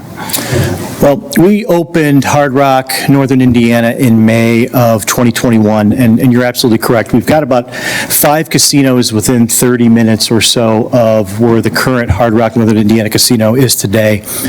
And after our 4th full month of operation, we became the state leader in gaming revenues, and we've been the state leader in gaming revenues for the last 27 months and counting. And 27 months and counting, our business still continues to grow, which is a great testament to the team and to the product that we offer. I'll say a couple of things. There's a lot of reasons why we have been so successful, but 2 things that stick out to me are the facility that we have built. Hard Rock builds high-quality entertainment destinations, and that is what this property is that we have built in Gary, Indiana. Certainly, we have a lot of slots and a lot of tables, but we have a lot of great food and beverage offering, retail offerings, entertainment offerings.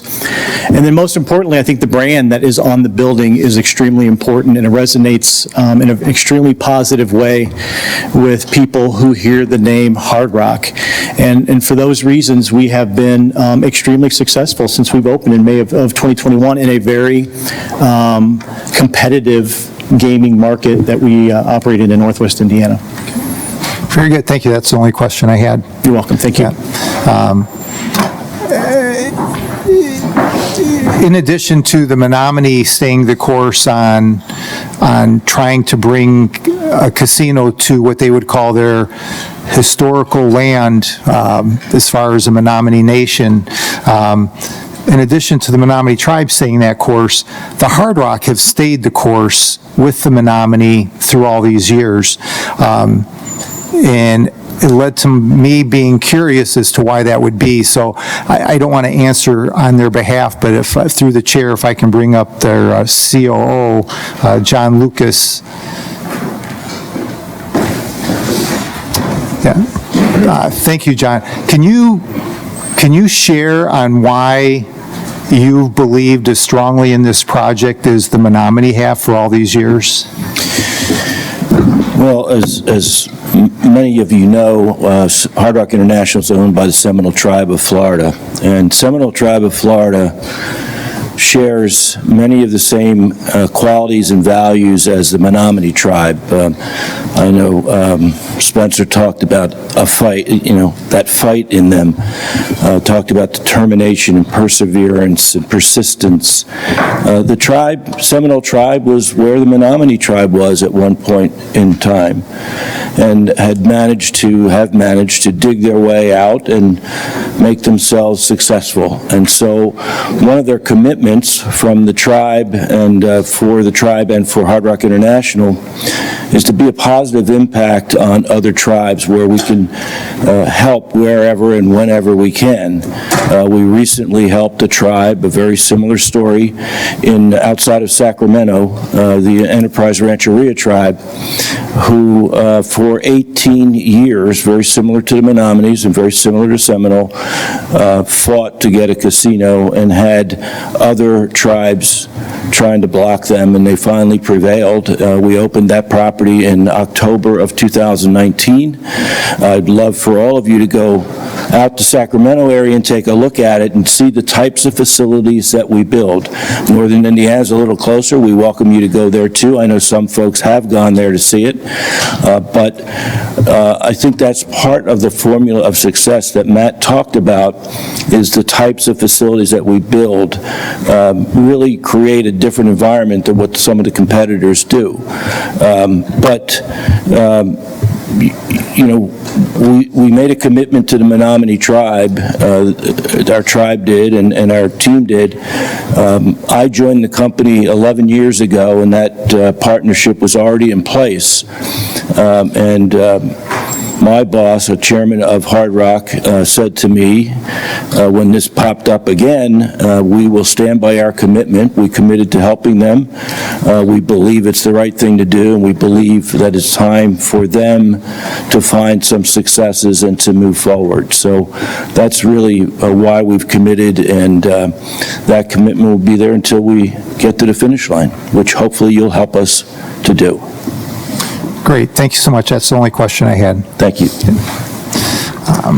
So thank you all for your patience in listening to the story that they've all shared and to the answers on some of the more reasons on Hard Rock. I'd just like to conclude by saying that this process has been very interesting in trying to become as educated as possible, at least on the aspects that were most important to me, that being is who we were actually making the agreement with. We don't have the ability to decide if there's a casino, but we actually do have the ability to get to know the Menominee tribe, their leadership, and anyone else that we wanted to take the time to get to meet. Everyone I talked to, they are all quality people. The people that came up here and spoke during citizens' comments and then addressed a couple of the questions I had, all quality people. If they lived closer, we would probably be having dinner on occasion. But in saying that, I hope you can lend your support to our neighbors to give them an opportunity, and also to give our county an opportunity to have a similar agreement that the city already has in place, and that we can have a unified partnership for Kenosha County with the city and the county in this regard. So I would appreciate your support and a yes vote for the Menominee tribe. Thank you. Thank you, Supervisor Thomas. Supervisor... Mayor, will you entertain a break for the rest of us? Does everyone need a break or keep going? Supervisor Geertsen. Well, thank you, Madam Chair. As you know, I was the CFO here at the county for 30 years, and my professional career is about 43 years. And during citizen comments, we heard former Supervisor Clark talk about putting hundreds of hours into this, and I had the pleasure of working with him on this project. And if you look at the 43 years of my career, I probably have between a half a year to a full work year into this project because it's come up so often. I actually worked on this 4 times during my career. But one of the reasons I came to the county board is I wanted to lend my professional experience that I gained in working over 40 years. And so I'm happy to do that. And here today with the experience and with all of the multitude of times I worked on this, I'm recommending that we approve this IGA today. Again, we all know we're not approving a casino. We're in the event that a casino is approved, we're approving a contract with the Menominee, and the purpose of this contract is to protect the county, protect our residents. Most of us are aware of the basic provisions of this contract. It provides $80 million over 20 years. I've fielded lots of citizen comments. One area of confusion is, will we be made whole for the fact that they don't pay property taxes? Yes, we will. There's a payment in lieu of taxes type calculation included in this payment that we're going to get. And now the thing to remember is that currently that value is not taxable. So we actually get to look at it as if it were developed. I've had personal conversations with the mayor. He's confident that for this 60-acre site that would be transferred to the city, this is the highest and best use that he can obtain for that parcel. This IGA has other provisions. It provides $2.6 million to fund debt service for the Human Services Building. The net win phases in at 1% and then up to 1.33%. They would impose a tribal sales tax. We would get 75% of the proceeds of that through year 8, and then year 9 after we would get 25% of that. It has provisions that requires that there be a traffic study. After that traffic study, it would require that they fund the roadway improvements. So we're not taking that out of our $80 million. Those roadway improvements are to be funded by the Menominee. Exhibit C, there's a lot in Exhibit C. A lot of the discussions we've had and a lot of the questions I have fielded tie into Exhibit C. Exhibit C ensures that that our basic rules and laws for stormwater, zoning, building inspection, the whole gamut, that they follow those. They actually adopted those themselves, and if they do not adhere to Exhibit C, then they're in breach of contract. Exhibit E requires that they build what they said they're going to build. There's a timeline on most of what they propose. The hotel does not have a timeline, but there are financial incentives for them to build the hotel. So, for example, in casinos, they have a practice called comping. If customers come to a casino and they engage in a certain amount of wagers, then they get comped for certain benefits, food, rooms, the rest of it. So having that casino helps them attract more revenue and will help them improve their net win. They provided an economic impact study. This is really similar to the last iterations of this that I went through. They actually use the same software that when I worked with Dr. Deller at UW Extension, they use this Implan software. It's a a good practice, well-respected system of doing economic impact studies. One thing that you can see here is this Klaas Robinson that did this economic impact study. Their evaluations have been used to procure $20 billion of funding, so it all goes to the feasibility of this project. I went to the open house that they had at Kids, and also I read this, and of course I've been through it so many times before. I'm confident that this project is feasible and that they can secure funding for this project. If you look at the regional economic impact of this project, it generates just shy of $500 million of GDP regionally. About half to a third of that, half to two-thirds of that would be in Kenosha County. And then if you contrast that with the Kenosha County GDP for 2022, it's $19 billion. So it is a material fiscal impact, a fiscal benefit to the county. The IGA uses a very similar framework to all of the past iterations of this. The one thing I'll say from my experience here is all the times that I've been through this, the process is recognized as a very good process, and the payment to the local governments is at the very high end. So we're doing better than most communities that have this kind of a deal. We've used that same template that we used before for this project, and it's a good practice. I'm confident that we're doing about the best we can for the county. Our own legal counsel advised that the BIA and the state can approve land into trust without approval of an IGA by the county. Now that the county has approved, or now that the city has approved the IGA, the odds increase for this approval, even if we don't approve it. My understanding from conferring with council is that, and we actually, our council is Perkins Coie. We actually had them here at at our meeting of the whole. They did advise that the BIA can approve this. It isn't required that they have an IGA.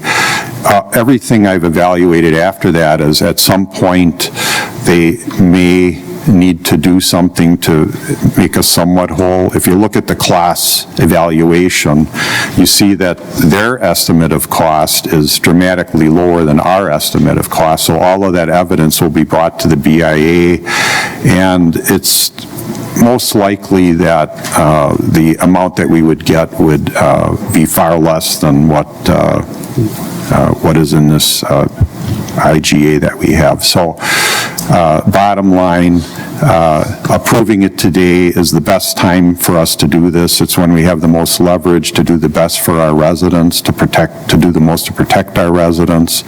If we care about taxes, and all of us just that want to serve another 2-year term walked and probably knocked on hundreds of doors. I know that most of us did that. And in District 15, they still are concerned about taxes. This is a great way to help with that. It'll help mitigate our taxes. It'll help cover any costs we may have. We've heard all the concerns about any issues that might follow from this casino. The best way for us to address those concerns, whatever they are, is to have funding to address the concern, to hire the deputies, to hire the people in our human services operation, and we also get the extra funding from the payment in lieu of tax piece. So if we care about protecting our citizens, if we care about doing the very best for them, this IGA is the best way to do it.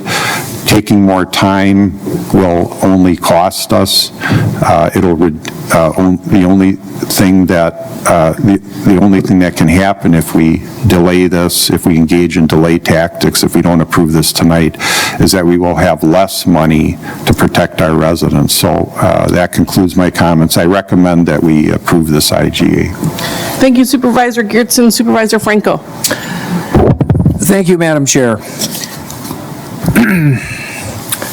A contract is only as good as the degree to which it can be enforced. The strength of a contractual agreement is also evident in the ability of the individual parties themselves to make good on the particular conditions of the agreement. Unfortunately, there are many areas of this intergovernmental agreement where all parties are asked to consent from a position of uncertainty where the specifics are based on loose future projections. The most obvious example is that none of us for sure know whether the governor of the state of Wisconsin, whoever he or she may be at the time, will sign off on the agreement. None of us know how the how the EIG agreement will be viewed by the Bureau of Indian Affairs, for that matter either. Consequently, we are all attempting to ratify the particulars of an agreement in the dark before the decision is made by the governor, who has the sole authority to decide this matter. Certainly not an ideal position to hammer out an agreement for either side. I also have many concerns about the particulars of the intergovernmental agreement. First of all, I think the net win estimates are extremely optimistic. The most recent estimate by the National Indian Gaming Commission in 2022 said that the total annual revenue by all Indian casinos in the U.S. was approximately $40 billion. A lot, to be sure. However, when you look at the statistics more closely, it appears more murky. For instance, there are 510 tribal casinos in the country. If you divide the total annual casino revenue by the total amount of casinos, you get an average of around $78 million. So the average tribal casino makes around $78 million, which is a far cry from the rose-color estimates of $300 to $400 million a year that the Menominee is predicting they will earn within 10 years. I might add that only 43 Indian establishments made over $250 million in revenue in a year, which is about 8% of all casinos. Now, it's possible that the Menominee Casino could be in the top 8% of all casinos in the United States.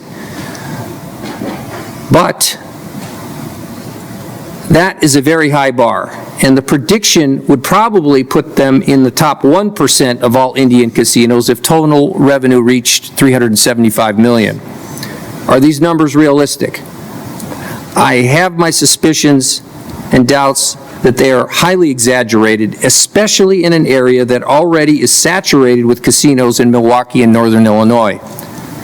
Moreover, there were many more Indian casinos that made less than $3 million in net win revenue per year. To be exact, 21% made less than $3 million in revenues. How do we know whether the Menominee proposal will be a $300 million a year venture, where the county is receiving 1% or $3 million a year, or a $3 million a year venture where the county receives 1% or $30,000 a year, which would be less than the property taxes we would receive if the 60 acres were left undeveloped, and less than the minimum payment required as per the contract. My point is, we don't know. I'm also concerned that there is no guarantee in the agreement that the hotel, restaurants, conference, entertainment center are contingent upon the success of the casino.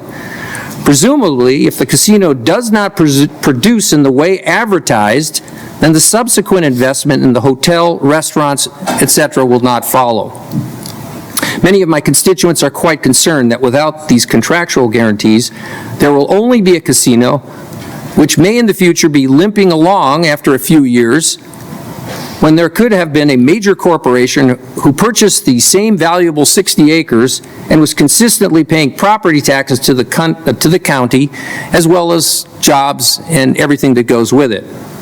I also find it interesting that we are asked to sign an intergovernmental agreement with the Menominee when they are not fronting the $360 million upfront investment, nor will they be running the casino, as far as I understand. The Menominee would own the land, but the Hard Rock really controls the purse strings. Why don't we have a contract agreement with the Hard Rock as well? The Menominee have to sign a development and management agreement with Hard Rock, but we don't? What are the specifics of those agreements? Are they consistent with the potential IG agreement with the county that we're asked to sign tonight or agree with? Who knows? As a representative of District 13, the district where the Menominee Casino Complex is proposed, I am highly skeptical of the promises made in this agreement, and so are many of my constituents. Apart from the specifics of the agreement, some are concerned with the impact the casino would have on increased traffic, noise, crime, and how effectively those issues will be addressed, and most importantly, the long-term impact on property values. Another supervisor told me that Joe Andrea once said, "Never vote against jobs." I think in general that's sage advice. However, it's not always true. The promise of jobs and economic development doesn't always materialize according to expectation. The best example of this occurred a few years ago with Foxconn. The ongoing drama that is Foxconn could have been Kenosha's problem instead of Racine's. There were many at the time who were loudly proclaiming all the jobs and economic benefits if Foxconn set up shop in Kenosha County. As you know, most of those promised economic benefits never came to be. I dare say the Foxconn development, at the very least, has been a disappointment to Racine County and to southeast Wisconsin in general. So here we are again, being wooed by the promise of jobs, economic development, and the hope of projected shared casino revenue that may or may not offset the loss of property tax once the land is put into federal trust. Will the casino complex be a success for Kenosha County as a whole? Maybe, or maybe not.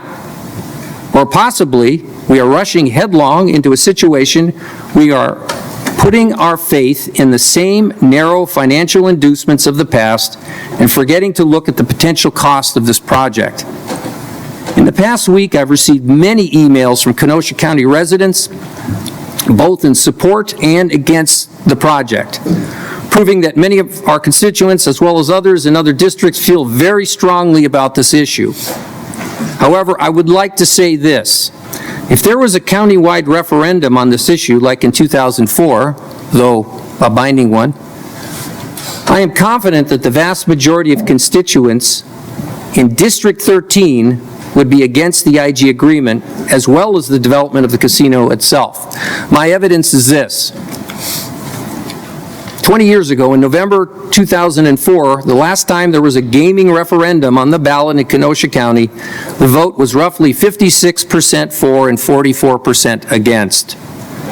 What is not stated, though, is that in the neighborhoods closest to the proposed casino at the time, voted 2-1 against the referendum.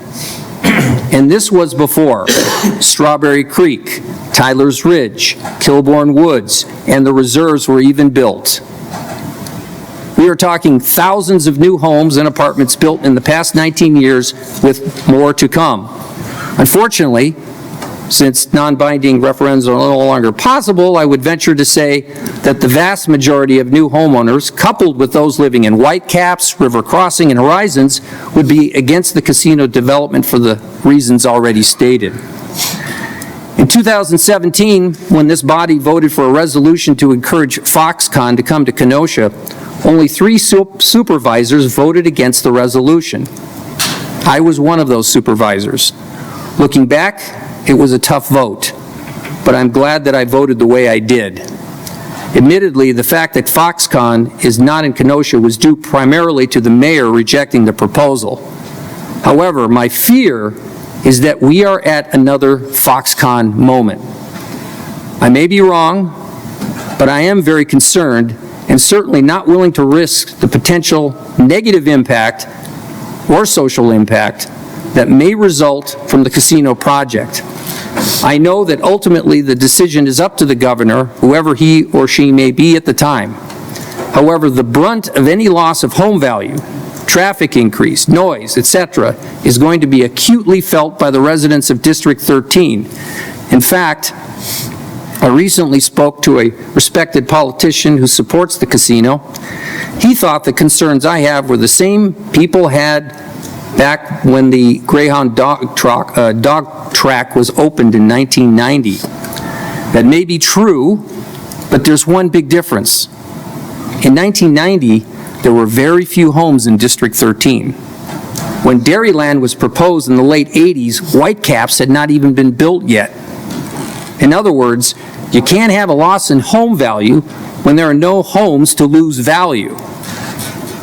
Much of the area, which now consists of residential subdivisions in District 13, were nothing more than cornfields in 1990.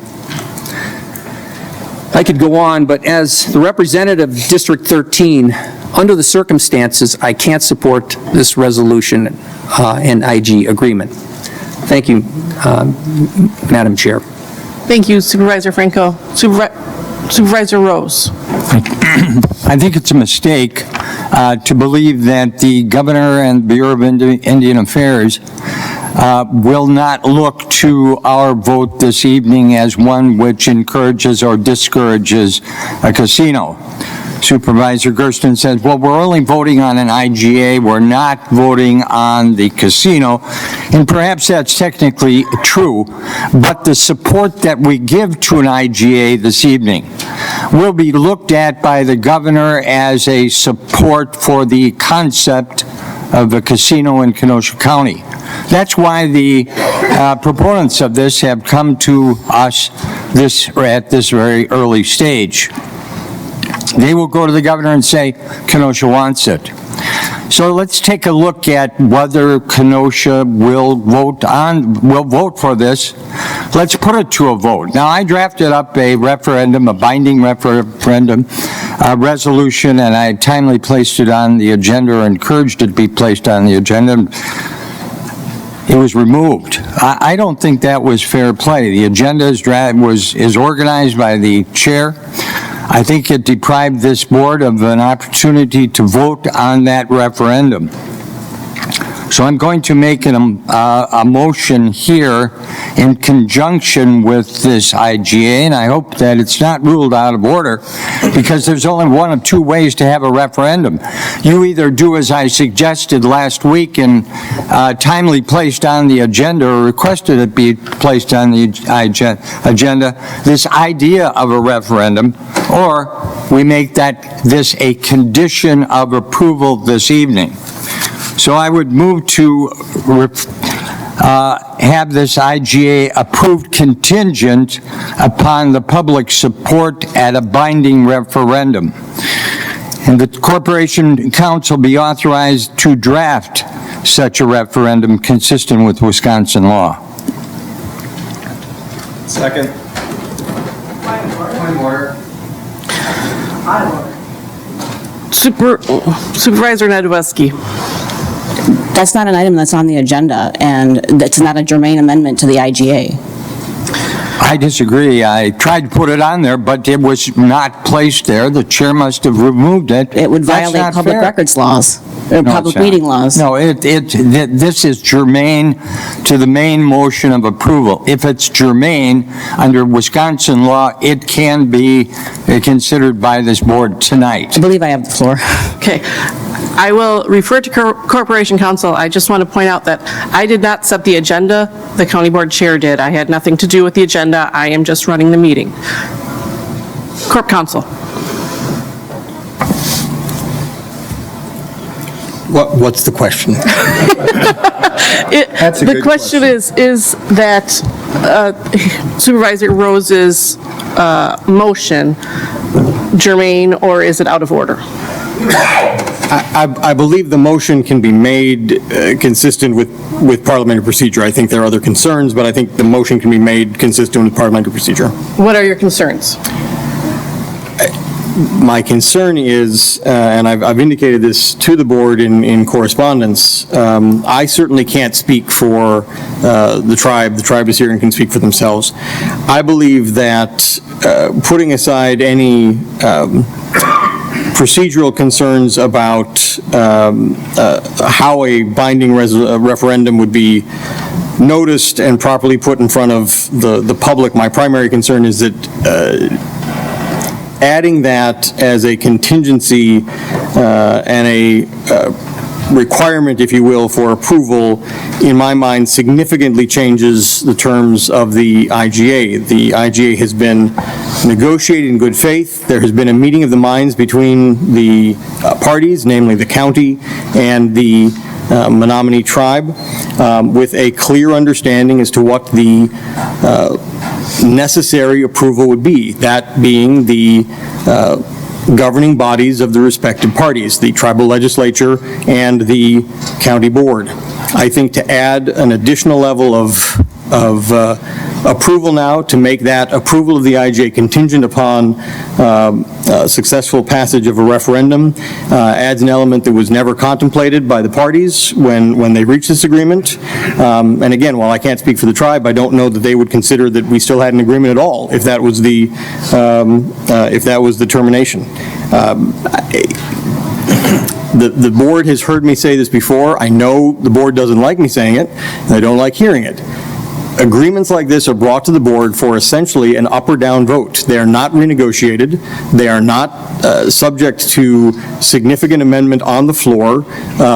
They have been negotiated with an understanding that this is what the proposal is.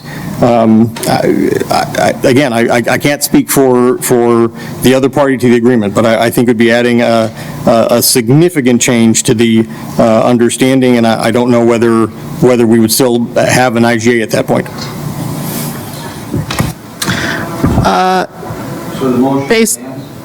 Based on that, I am ruling your motion out of order. Decision of the chair. I think the Corporation Council answered the question. It is germane and it is in order. You can't keep it off the agenda on the one hand, as the chairman did, and then on the other hand, not be able to vote on an amendment requiring it. You have a motion on the floor to overrule the decision of the chair. Do you have a second? Second. Second by Supervisor Gaschke. Is there discussion on this, or is it a vote? Vote? Majority. Okay. I will sustain the decision of the chair. Explain that. Vote aye if you wish to sustain the decision of the chair, i.e. to find the motion out of order. Vote nay if you wish to reverse the decision of the chair and allow the question to proceed.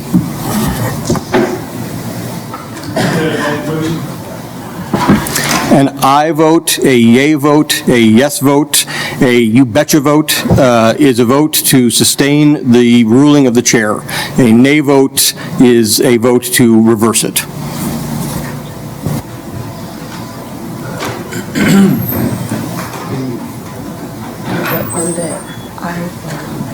Sustains the rule that you're voting it out, the motion Yes. out of order. Yes. I think they need clarification. The chair ruled the matter out of order. So a yes vote would sustain the chair's decision and sustain the finding that the motion is out of order. Thank you.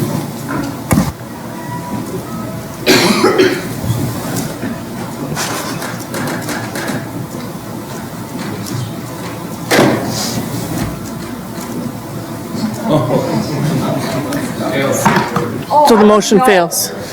I'm sorry, I was a no. I didn't have my glasses on. I'm a no, not an abstention.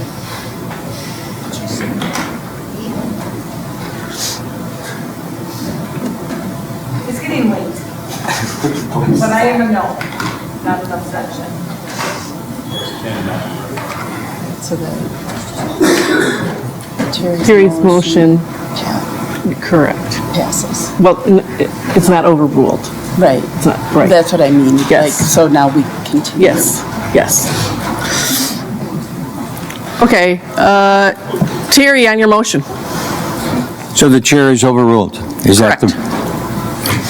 I would move to, as I said, request the general public to approve any vote this evening or some other evening in favor of the IGA, that this be subject to a vote of the general public in favor of that board vote, and that the Corporation Council be authorized to draft a resolution consistent with Wisconsin law, which requires a binding resolution.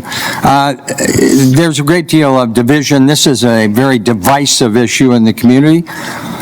Let's get their input. I think it makes good sense. We have a lot of good development going on in this community.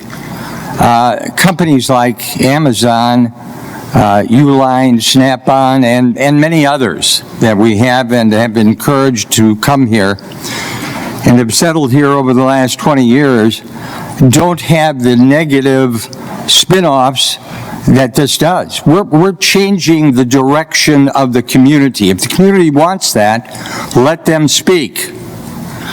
The last time we negotiated an agreement, as Mr. Clark said, he was on that committee, Committee of County Board Supervisors, together with the administration, spent months negotiating that agreement. We were just recently clued in. This was all behind closed doors. I don't understand the reasoning behind it, but that's the fact. The developments that have come to this community, the housing developments, the apartment developments, the companies come here, don't come before this board and say we need, as a result of our coming, 4 new deputy sheriffs, 2 detectives, 1 bomb squad, canine specialty, 7 squad cars, 1 public health sanitarian, 1 additional public health nurse, 1 additional social worker, and 4 additional crisis workers. None of these other companies require that, but this one does. Who's the expert on crime in this community? The sheriff. He's the one that says we need all of these law enforcement personnel, a canine bomb specialist dog, 7 more squad cars. These other companies have not required this. This is changing the direction of this community, and I think we need to hear from the community before we put our signature on the bottom line. The same goes through of human services employees that I've just mentioned. I think it's also a mistake to think, and it's deceptive to the general public, that we're going to make money on this. We're not going to make money on this. Supervisor Stock seconded it. Sorry. It's all right. We're not going to make money on this agreement. As a matter of fact, the rules and regulations, if you read the materials, prohibit us from doing anything other than getting costs. I don't think some of these provisions, such as $850,000 to charities, are going to fly at the national level. I don't think that paying a debt service $2.6 million on a human services building that has nothing to do with the IGA is going to pass federal muster. If you take a look at the cases that have been cited in some of the materials here, I believe by Mr. Steinbrück for the behalf of the Village of Pleasant Prairie, he obtained this information from a law firm. Those cases at the Ninth Circuit federal level say basically that. You cannot charge them for things that have nothing to do with their actual costs. You can't make money on this. So when the Supervisor Gersten says to you that the taxpayer is going to save money, not so. This is not only going to cost us money, but it's going to cost human suffering. We just passed a resolution against human suffering, a vicious crime. Yet we encourage it through the side effect of this casino. I have no doubt it's to the sincerity of the speakers here from the tribe or the Hard Rock that they don't want that, but the fact of the matter is when you have police officers and detectives, you're talking about crimes committed and prosecutions resulting therefrom. Where are the costs in this agreement for additional court personnel? Are we going to need another judge? Granted, that's paid for by the state, but we pay for the courtroom, we pay for the overhead, the clerks, the bailiffs. All of that overhead is our cost. That's not even included in the finance department's analysis that they gave to us. And if you take a look at there's nothing there about courts. We're going to lose money. And the public, in the suffering that is going to result from that crime, they're going to lose money too. They're going to have heartache and hardship as a result. I say this community is doing well without this, without those kinds of side effects. So if the community wants to speak out on this, let them speak out. If they want to go in this direction, that's their decision. I think it's a mistake tonight to go in that direction. Thank you. Thank you, Supervisor Rose, and I know I cleared the board right after Supervisor Berg pushed his button because it was lit up from the previous one. Supervisor Berg, did you want to speak first? I saw you, but then I'm like, there's so many, so. I had crossed eyes too, There you and go. I was looking at the board and it wasn't yellow. We're speaking on the referendum here, right? This is what we're talking about now? It's been about 4 hours since we've been here, so. Listening to what I just heard, changing the direction of our community, is there that much belief that Menominee and Hard Rock's going to come in and completely change our community? You can't be serious on that. They're not going to change our community. They're going to add to our community just like any other building, just like any other business. And correct me if I'm wrong, in one of the Menominee tribe members might be able to tell me this. I never heard the tribe, I never heard them ask for deputies or bomb dog or social services. They didn't ask for that. The county asked for that. The sheriff's department asked for that. In fact, I heard the sheriff talking about a bomb dog over a year ago. So this isn't new. So, and let's talk about a bomb dog. Yes, let's get a damn bomb dog here. We don't need a casino to make that determination. Make that happen. I'm always supportive of a referendum. I'm not going to support this one, and the reason being is we've had to. I understand there's been a lot of change in our community, but what is this, 2004? Bristol even supported it. Granted, it was on the other side of 94, but Bristol supported the Hard Rock coming here. So for that reason, I'm not going to be supporting the referendum. Thank you. Thank you, Supervisor Berg. I'm looking, Supervisor Stocker. Thank you, Madam Chair. I agree with much of what Supervisor Rose said. I want us to remember that we're a republic and that we are elected based on our character and our integrity, and that we are here in a place where we can learn more about these things than the common citizen, and therefore we are entrusted and given the responsibility to make decisions based on what we think is best for our community. We are not a democracy where the public tells us what to do. And so therefore I would reject this proposal. The motion. Motion, yeah. Thank you, Supervisor Stocker. Supervisor Rodriguez. Thank you, Madam Chair. I will not be supporting the motion to put this to a public referendum. I assume all of you, like myself, over the last week, less than a week, have received hundreds of emails. Myself, I've received exactly 311 emails prior to tonight's meeting, and I'm sure I may have received a few more since starting tonight. An initial count, I worked with IT today. We've got a great IT team. Just initially, we counted about 160, 170 emails, just in order of how I got them. I got 144 emails in favor of this project. I got 21 against. Outside of those emails, I got phone calls, text messages. On Saturday, while I was freezing outside, I talked with all the neighbors. Neighbors came to me, "Hey, Bud, hey, Zach, what's with the casino? Are we getting that casino finally?" And I told them, I hope so. The community's waited a long time for this project. And many of my neighbors homeowners, they stated, yeah, we have, and we don't understand why it's taken so long. Kenosha needs something like this. And to Supervisor Stocker's point, we are elected. The 8th District elected me to represent them and be their voice. And now more than ever, they've made their voice abundantly clear. The 8th District wants this project to proceed. And they made it clear to me in the last week and over the course of today, they want me to support this project tonight. And the community's voted twice before. I don't feel that outcome's going to change. They want this. They want to put an end to the delay tactics. They want to put an end to the excuses. They want us to do our job. And so for that reason, I will not be supporting a public referendum. Thank you, Supervisor Rodriguez. Supervisor Gens. Thank you.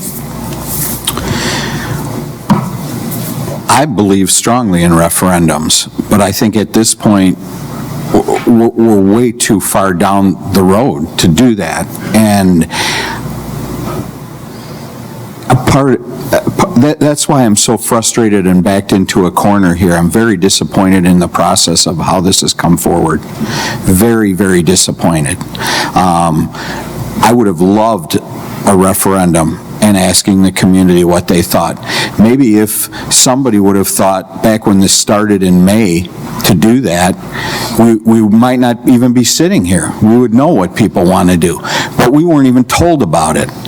So, I mean, to get an IGA on a Friday and have standing committees vote for it the next week is absolute BS. So while I would have loved the idea of a referendum prior to now, we really don't have that time now. So I'm not going to be supporting the referendum. Thank you. Thank you, Supervisor Gens. Supervisor Bashaw. Thank you, Madam Chair.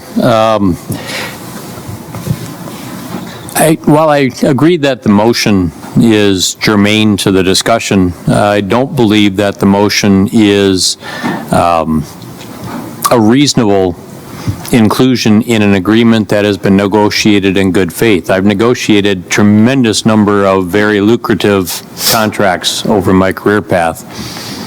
And if you brought this at this point in this process, the contract would be voided.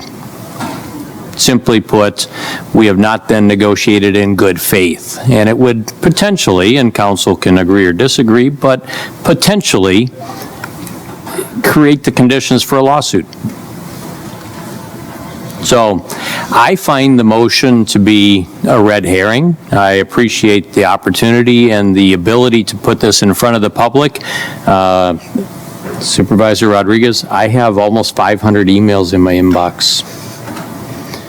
So the public is very aware of this process. There have been myriad articles written on it and addressing it. The phone calls that I take on a daily basis, multiples of them, say the public does have their voice and it is being heard. The other side of that coin, however, is each of us are elected, and this is where we agree, each of us is elected to represent the constituents of our district. And I believe each of us have taken time to speak with those constituents and gain their insights and understanding, but also accept that they have placed their trust in us to act with good judgment. So I will not support this motion. Thank you, Supervisor Bashaw. Supervisor Franco. Thank you, Madam Chair. Point of order, is Supervisor Rose's motion for an independent resolution, or is it an amendment to this resolution? It's an amendment to the IGA resolution. Okay. May I ask, why was Supervisor Rose's initial resolution not put on the agenda? I do not know. Was there any reason given? I do not know. I did not arrange the agenda. That is the chairman's job, and he did not discuss it with me at all. Because I frankly support Supervisor Rose's motion for allowing the people in Kenosha residents, or Kenosha County residents to vote on a referendum. The problem I have is that I'm against this this particular resolution, the IG agreement. So obviously, I can't vote yes and no in the same resolution. If it was delinked and would have been put on the agenda, we voted for it independent of this one, I would have no problem supporting it. But if it's an amendment to this resolution, I can't vote yes and no on the same thing, so I couldn't support it. But I think it's a good idea. I don't think it's too late for the people to chime in as to whether they agree or disagree with this IG agreement. So, thank you. Thank you, Supervisor Franco. Supervisor Nedwesky. Thank you, Madam Chair. Before I ask my questions or make my statement, through the Chair to Corporation Council, do we even have enough time to get this on a ballot legally? It would have to go through some processes? I'm looking at the clerk, but I believe that if she and I do nothing else for the next few days, we probably theoretically could still meet the statutory time requirements, correct? For the spring election? Yes. You're looking at, the deadline is 29th? No, it's the hang on one second. Yes, that is correct then. It would be I have to have it by the 31st in order for it to be on the April election. The thing to understand with the new process when it comes to a referendum is that we can't just solely put it on there without it being attached to this. It has to be passed first. Right, because it has to be a referendum that would then enact an action that the board has taken. And so the action that the board it's contingent, like what Supervisor Rose said, contingent upon approving this IGA would be contingent upon the result of a referendum vote. So what you're saying is this is backwards. Is that correct? No. No? No, because we would have to approve this IGA here tonight. Right. It's a ratification, am I correct? The point of, my understanding is that it needs to be included in this resolution. It shouldn't be It can't be a separate resolution? That's my, because it's going to, if it does pass for there to be a referendum, it has to, that referendum is supporting this resolution's actions. Am I correct, Corp Counsel, in saying that this body would have to pass the resolution in support of the existing IGA in order to include the amendment that includes the binding referendum?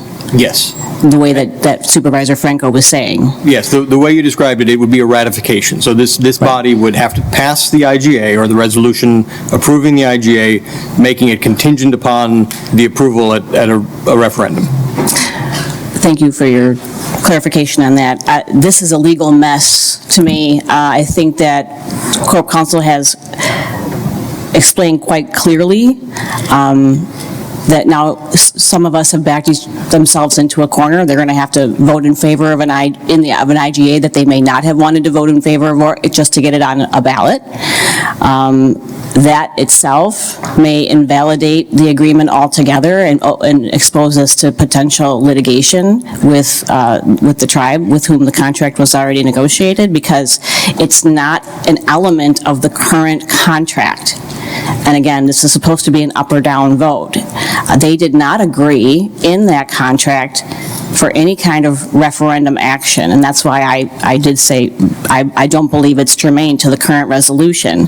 I don't know why it was left off the agenda, but even if it was a separate agenda item, it couldn't move forward.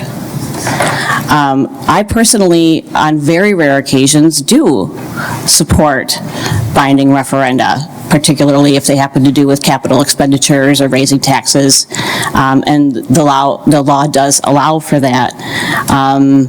I believe this is rushed altogether. Not happy with the process myself, so much, but we continue to sit here and discuss taking action on something that we're not really in our lane here on some of these issues. There is a piece of property that was for sale. It doesn't matter who the owner was. Piece of property for sale. The property owner has the right to sell that piece of property to whoever they want. This county board does not get to say, you can't sell it to a casino. Now, if they want to develop that property in a certain way, and there are state laws and federal laws and regulations, the process has been outlined repeatedly. That approval goes through the federal BIA and the governor. All we have to say on is the intergovernmental agreement. There have been, some people have tried to poke some holes in it. I guess, if you still have concerns, that's fine. But the fact of the matter is, the result of a failed referendum does not prevent a casino from coming from here. You could have a binding referendum and it could fail. And it doesn't prevent a casino from coming here because the people don't have the authority. Only the BIA and the governor have that authority. They would only be voting on an IGA. And, I have great faith in the people to educate themselves, but this IGA is multi-paged and very, very complicated. It took me a long time to get through it and poke through it for a couple of months now. And like Supervisor Stocker said, although all of the people that we represent certainly have the capability to go to a public notice and read through the IGA, I'm not quite sure that they're going to be real happy if we force that on them and say, I want you to go to the polls, read this IGA, completely understand it, and then vote yes or no on it. Because the vote is on the agreement, this agreement, not, the question's not going to be, it's an agreement. You have an obligation to inform the public all of the elements of that agreement if you're going to put it on a ballot.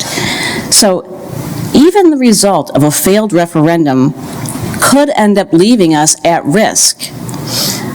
They could move forward, theoretically, without the county's agreement. And I'm here today, I really appreciate Supervisor Thomas's, insight into, the plight of the Menominee and all of the struggles that they face. I've been through the reservation many times myself on the way to our cabin and witnessed that. And I feel very much compassionate about that. I mean, I think this body has talked a great deal over the last couple of years about racial inequity, social injustice, and if there's anybody who has faced that in the state, it's certainly the Menominee. And that's one of the reasons why our tribal nations and our indigenous peoples have been given this special privilege, is to sort of address some of those social injustices that they've faced over time. In addition, I spoke at length the other day with a couple of representatives of the village of Pleasant Prairie, and when somebody says to me, Mr. Steinbrink says this is not a good idea, well, Mr. Steinbrink doesn't sit on this board. Okay, we can discuss that in the next part of this debate, but when it comes to a referendum, a failed referendum, even if it were to happen, doesn't mean we don't get a casino. And if we keep selling that idea, you're misleading everybody in the room. And for that reason, I will not be supporting the idea of a binding referendum on the IGA. Thank you, Madam Chair. Thank you, Supervisor Nedwesky. Supervisor Geertsen. Thank you, Madam Chair. Through the chair to Corp Council, have you read this proposition, this referendum proposition? I believe I may have seen a draft at one point. Is it a countywide referendum? I believe that's the only thing that this board can do. It's not carved out to certain municipalities, it applies to the whole county? Yes. Okay, thank you. Through the chair to a representative of the Menominee, if we were to approve this provision, making the IGA subject to a binding referendum, what would your next step be? What would you do if the county did this tonight?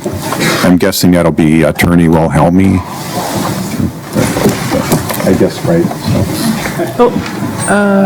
So it's a little convoluted, but I think I agree with the Corp Counsel's initial comment that this is a substantive change to the intergovernmental agreement that we've negotiated. It in essence becomes a potential 6-month delay. I am not in a position to say whether the tribe would agree to that. No one here is in a position to say whether the tribe could agree to that. You know, you all are sitting here as your board and can make a decision, but the tribal legislature is the entity that makes a decision. So I guess I would view it as a substantive change to the agreement we negotiated that would need further approval. And I guess I would just like to say that,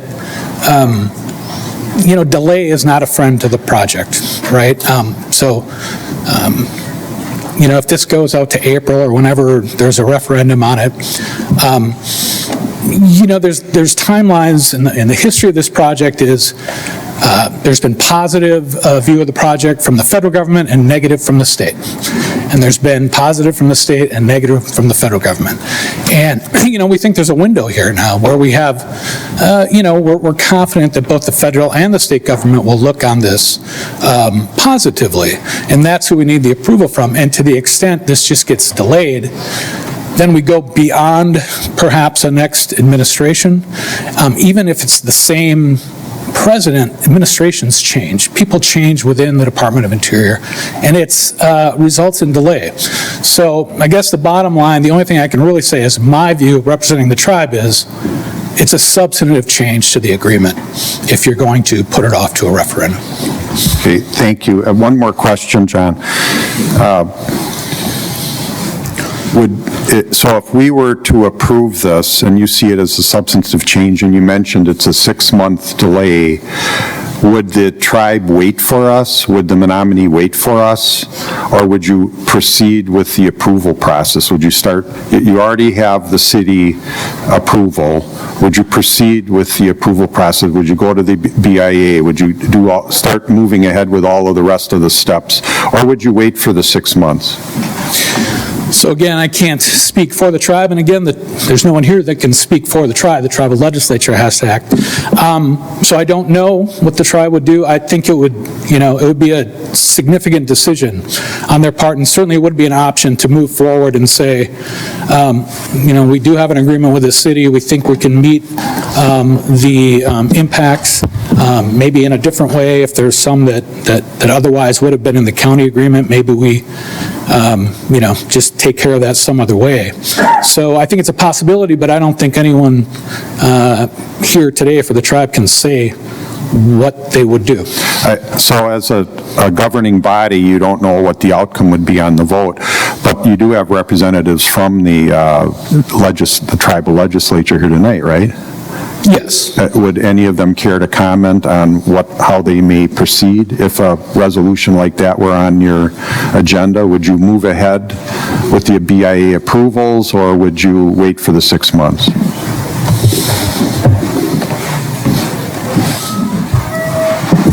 So Attorney Wilhelmi is exactly right. We do have some of us from the tribal legislature here this evening, and it truly is disheartening that we're having this conversation this evening. We would take this information back to our full leadership, and we would have those hard discussions back home. I feel that we would move forward with the project. We would look at this as a no vote by the county, but I'm only one of 9 people. As the chairman of the Kenosha Gaming Authority, that would be my advice to the rest of my colleagues when I get back home. Okay, thank you. So we've heard from one representative from the tribal legislation, and I think we know where it would go. They would start moving ahead. They wouldn't wait the 6 months. We know the timing of this. They can't afford to wait longer. we've heard several comments on this tonight. We've had past referenda. They've been in favor. We've had multiple surveys. It's my understanding the tribe has undertaken surveys, and they're statistically valid surveys with 1 to 2,000 sample sizes recently, and they favor the casino by 62%. We could get someone from the tribe to comment on that. I may ask through the chair to do that later after I make a few more comments, but so one huge difference in this at this time compared to the past deals is that the county and the city did their own IGAs. In the past, we combined the IGAs. So if there was when the referenda applied to both, one thing we already know is this. The population of Kenosha County is just under 170,000. The population of the city is about 100,000. We already know that of the 170, 100 has already been approved. The IGA has already been approved. So it really isn't logical at this point to do a referenda. If you follow the logic thread, 100,000 people have already had their legally approved, the Common Council has already approved 100,000, so even if 70,000 voted against it, it wouldn't apply. So whichever way you flip the logic, it doesn't make sense to do a referenda at this point.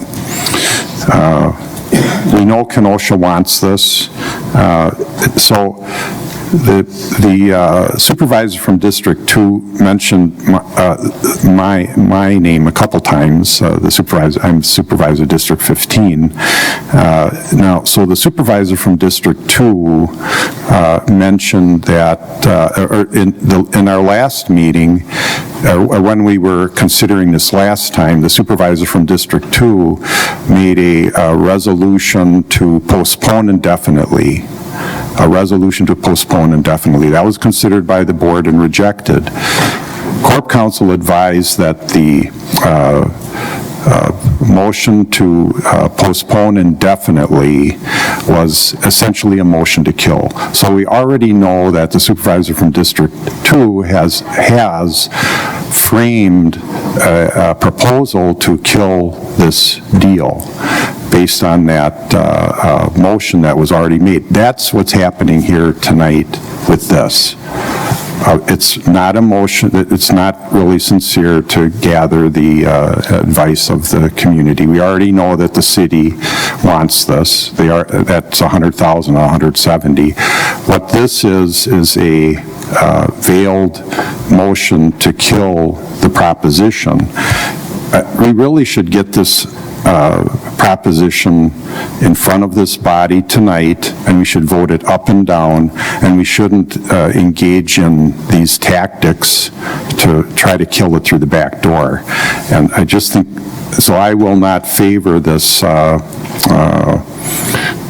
resolution tonight to subject the IGA to a binding referendum. And with that, I yield. And you're speaking of the amendment, not the resolution. Right. Supervisor Grady. Thank you, Madam Chair. I take some exception to our recent speaker making comment that the citizens of Kenosha, through their representatives, 70,000, 100,000, support the idea of the proposition for the IGA. That's done in a representative fashion, and I'd like to speak to the idea of representation versus popular vote. Of course, it is very recommended, it's very economical, it's very efficient to have representatives such as us conduct daily business. It's just simply a good manner of doing that. It's efficient, and that's what we're elected to do. However, in certain cases where it is contentious, where there's a lot of debate, where there's a lot of emotions on either side, I mean, can you really go too far wrong giving the electorate, the people who put us in office, a kick at the can? I mean, Why shouldn't that be part and parcel of it? Now, our hands are tied somewhat because we no longer have the advisory referendum. That's taken away from us. Tools out of the tool bag. Real nice. Doesn't help us a lot here. But to the point we're at now, the idea of at least saying if something is to pass our jurisprudence, the idea of giving the people who put us in office a chance to have their feelings heard, I don't think you can go too far wrong. Through the chair, can I ask a favor? Could you please put up on the screen our last vote that we just had for the way it tallied out for Supervisor Rose's amendment? You mean to overrule the decision of the chair? No, yeah, just put the voting up of the last vote that we had. Okay, so take a look at the tote board up there. We have 4 gray areas, which means the people that are usually would vote on a matter are not here. And I don't take any issue with that. I think each one of those people, in fact, I know for sure, have legitimate reasons for not being here, so that's not the point. The point of the matter is, here we are voting on something that has a lot of weight, a lot of consequence. We're not even at full strength. So to conclude my statements, the idea of broadening the appeal, broadening the community's outreach on this, I'm in support of. And if we have to have this thing go through and have a binding referendum, I'm in favor of that. Thank you. Thank you, Supervisor Grady. Supervisor Belsky. Thank you, Madam Chair. First of all, I'd like to address that it's important that we remember, that supervisors remember who they're elected by. And it is the people of Kenosha County, not Kashina, not another county, not another country. While I empathize with their plight and agree that they are deserving of past wrongs, we were elected on behalf of the citizens of the county of Kenosha. So that's first and foremost. Secondly, we have between 7,300 to 7,500 residents within each district. I received under 200, 200 approved, and I received about probably 11 that are against, either calls or separate emails. I don't think it's representative of my district of 7,300 people at all. So I think a referendum's a good idea to put in front of the people. I want to mention too that when I sent an email in November to Director Paula Hart of the Office of Indian Gaming, she responded, yes, we are aware of the Menominee Tribe's gaming application for land in Kenosha, Wisconsin. There is no time limit when negotiating an IGA with the tribe. In some cases, those agreements are entered into once the land is in trust. Also, there is no time bar from entering into that agreement, and nothing that says you have to sign at the same time as the city.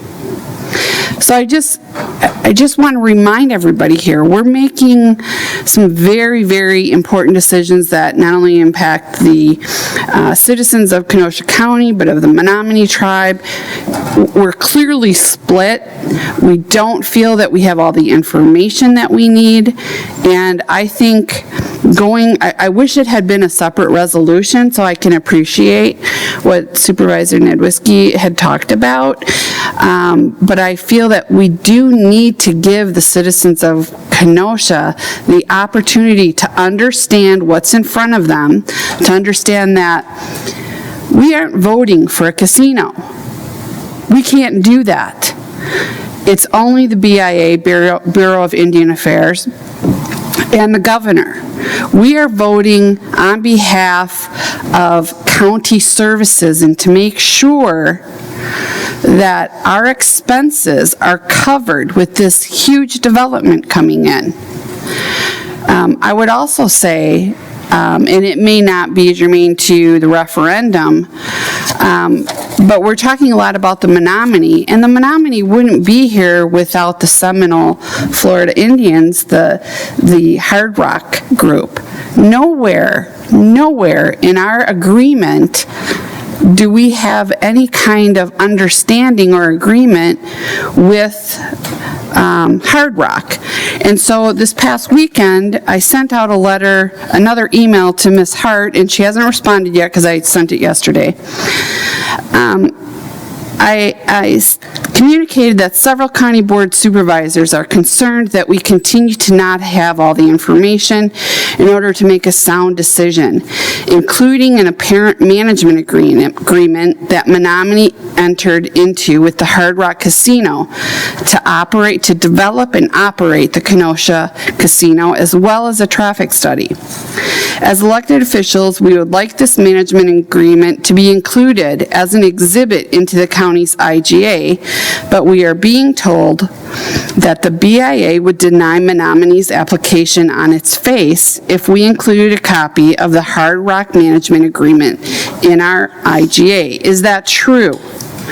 Most of the politicians who are supporting this IGA are doing so because of the representations that Hard Rock will be building, managing, and operating the casino. Even the Menominee tribe has stated during deliberations that they could not do this project if Hard Rock was not involved. If that is true, can't we include the Hard Rock Management Agreement as one of the conditions for approval of the IGA? Or will the BIA simply reject the application if this management contract is included?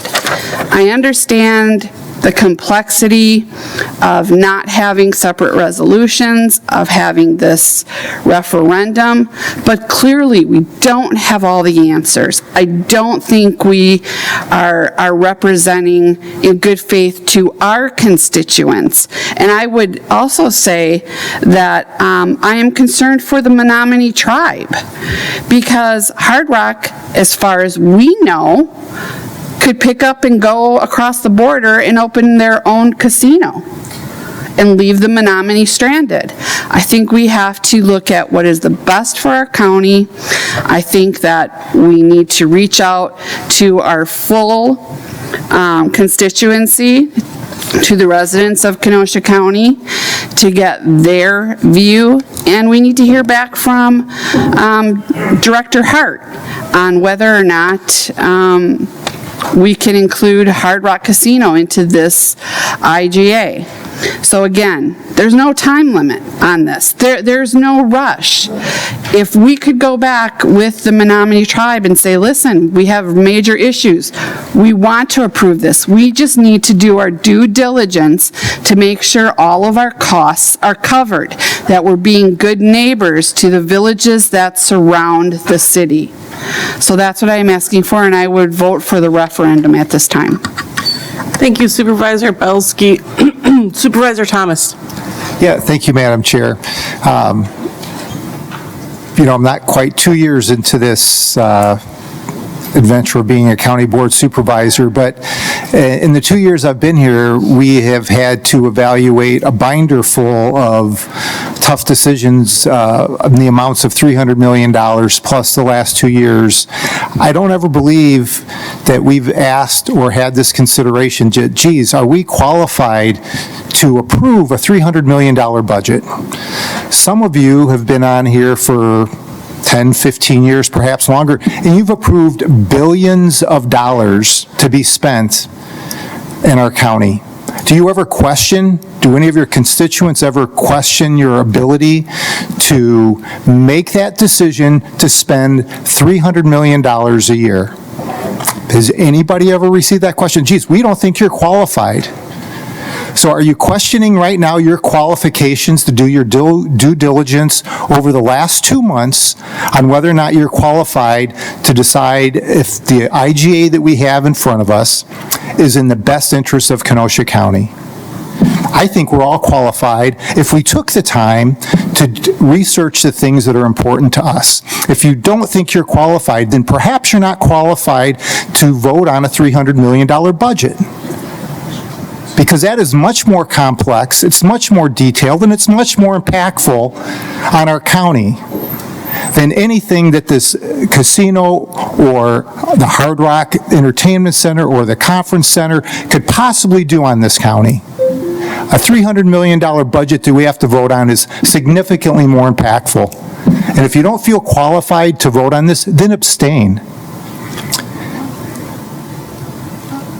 The other thing with this is if I'm the nominee, and as they said, the chairman, not the chairman, Joey, I'm sorry to use your name that way, but he said that we consider this as a no. I would consider it as a no. I don't know how many months and how many hours of negotiation that went on with the Menominee tribe, with their attorneys, with everyone else that they consulted, and on our side. Certainly significantly more hours than any of us can imagine. All the things that were considered, consulting with outside attorneys, looking at other IGAs from the past, with other casinos that have been built and IGAs since then. If we don't have the confidence in the people that are negotiating this, and many of them are the same people that present a $300 million budget to us, and we're trusting them to give us this $300 million budget, and then we approve it. With some exceptions and some modifications, we approve it. But no one questions our ability. No one in this board asks for a referendum saying, geez, let's give everybody 3 months to look over our budget, and then we'll put it in a referendum to see if everybody agrees that it should be passed. No one does that. It's ludicrous to say that this is going to have some crazy negative impact on our community. If that was the case, there would not be however many casinos there are in the country, which I don't know how many they are, probably well over 1,500. I don't know. But if that was the case, no community would want one. Casinos are growing throughout our country. This isn't anything new. This is a legal business. And somehow or another, we feel that we can manipulate the system to diminish a population that has been diminished, honestly, since the early 50s when the federal government took their identity away. I'm embarrassed by the fact that we want to postpone this and drag this out any longer. Just to give you an idea, and this is an estimated number, that since the Dairyland project was stopped, it has cost the county $135 million. That would include the city, the county, and that IGA. Do you think the Kenosha Unified School District, who will be getting hundreds of thousands of dollars as a result of this, do you think they can afford to wait? They have a $7 or $8 million deficit. They're going to have to cut literally hundreds of jobs. They've already closed 5 schools. We might have, our own selfish reasons for not wanting this, but the bigger picture is this is going to help our community. Point blank, it just will. How many stories like Spencer's do you think that are out there that someone was struggling, found a job within the casino, and now he runs the casino? That is not the only one. That happens all across this country, and it will happen in Kenosha. The other thing is if we don't approve it, we'll get this casino anyway, and if I was the Menominee, if we don't approve this tonight and we go to this referendum, I wouldn't make a deal with us, because we can't be trusted. What kind of partnership would that be starting out? They're giving us, negotiated in good faith, they're believing in us, many of us are believing in them, and then we turn our back on them and say, no, we don't trust our leadership. We need to vote on this tonight, up or down. I can't support Supervisor Rowe's motion. Thank you, Supervisor Thomas. Supervisor Gaschke. Thank you, Madam Chair. I just want to clarify that the reason I supported the motion to overrule the chair's decision was because I think this discussion we've had over the last 20 minutes or more has been a healthy and good discussion. I think it was important for us as a board to hash out the merits of doing a referendum or not. That being said, I'm actually not going to be supporting the motion to add this amendment because I think sadly we're far too far down the road at this point. Had this been earlier in the process, had the Menominee been aware that we were considering having this as an option, had we as a board known about this process sooner, we could have rolled this option out. Sadly, I think we're far too down the line to try to include something like this at this point. That being said, I think it was important for us as a board to hash out the merits of this, but I will not be supporting at this late point of the game adding this referendum. Thank you. Thank you, Supervisor Gaschke. Supervisor Stock.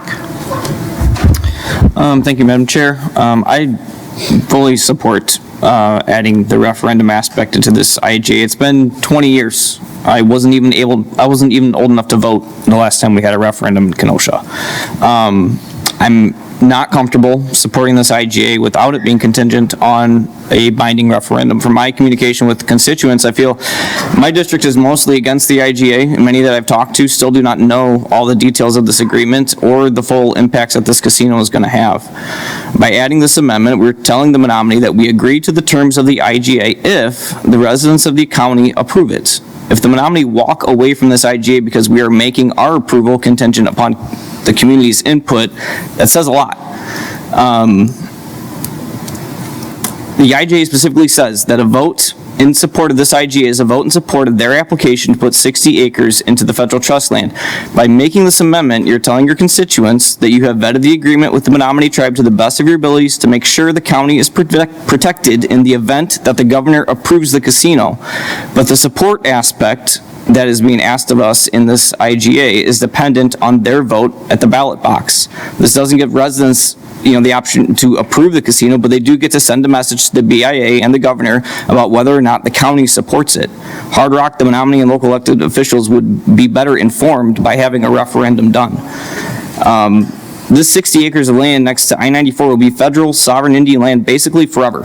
A lot of people don't realize that. Per the IGA, the only way this land could ever come out of this trust is if gambling ceases for 365 consecutive days. That's it. That's a big deal, and that's going to have a long-term impact on Kenosha County, and our constituents should have a say in this. A couple other thoughts about this. This IGA did not pass Finance Committee. 5 aldermen voted against it over at the city, so saying that 100,000 people representing the city supported is not true. It wasn't unanimous. So let this go to a vote, let the merits of the casino be debated in the public square, and let the public ultimately decide whether or not they want a casino in their backyard. I don't see any harm in doing this. It should help everyone, and I think it's a great idea to do, so I would support this amendment. Thank you, Supervisor Stock. Now, I have no one new buzzing in, so does anyone that has not spoken want to speak right now before I let a second round go? No? Okay, I'm going to clear the board. Get ready. Yikes. Yikes. You were the fast. Supervisor Gens. I'm not going to take very long. I mean, I think Supervisor Gaschke is just a genius when he talks. Very, very concise, very, very good. And I'm going to probably do this again since it's after midnight and it's past my bedtime. I get a little just punchy, and the main thing that when I said that, we're so late in the game here, I think we're more or less just saying to the Menominee, we don't even want to negotiate with you. I mean, you can't throw something of this caliber in. I mean, I think all of us on this board would love to have a referendum. All of us would love to have a referendum and let the constituents speak. And that should have been done before. But at this point, after this is all negotiated, you can't go back and say, well, now we're going to throw something else in there. And this is significant. This is significant.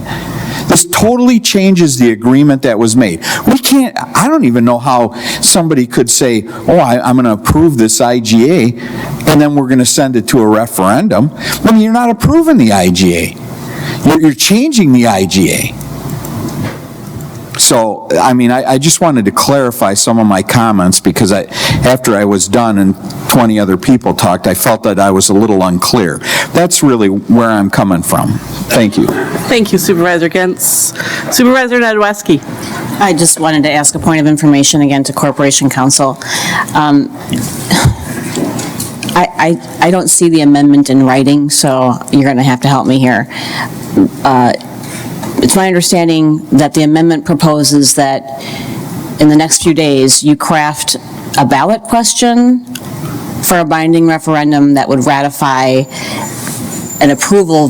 This body would have to vote yes, or a majority would have to vote yes on the amended resolution that includes the binding referendum piece. So even if you're against the IGA today, if you want that referendum, you have to vote yes in order for it to go to the ballot to be ratified. Is that correct? Yes. Okay, so you're signaling to the public that you support the IGA as a representative, and you're just asking them to let them know what you think, what they think. My question is, would the board then have to approve the language of the ballot question before it goes on the ballot, or do we just say, we're fine with whatever you decide to put on there? I mean, I don't want to speak for the original maker of the motion, but I believe, particularly in light of the time frame involved, he is directing me to come up with a question consistent with the intent, which I would do in conjunction with the clerk. I don't believe it would come back to the board. Okay, thanks for clarifying that, because obviously, as Corporation Counsel explained before, it's a very, very complicated ballot question. And we'd be asking the entire voting population of Kenosha County to review the IGA before they came to the ballot box. I guess I just feel like that's one of the reasons why they elected us, was to handle these complicated issues, take their calls, phone calls, emails, see them in person, and then vote on their behalf. I have 748 of those emails in my inbox, and all of the people who are super yes and super no, I have to respond to, even if they're not in my district, my county district, because they're probably in my assembly district. So I have spent 7 days straight on the phone, oftentimes for over an hour with some people on this issue, clarifying what the process is, because it really wasn't quite communicated to the public clearly upon introduction, which made it confusing for everyone. Now it's getting even more convoluted with the concept of a binding referendum to ratify a vote that some people don't even want to take.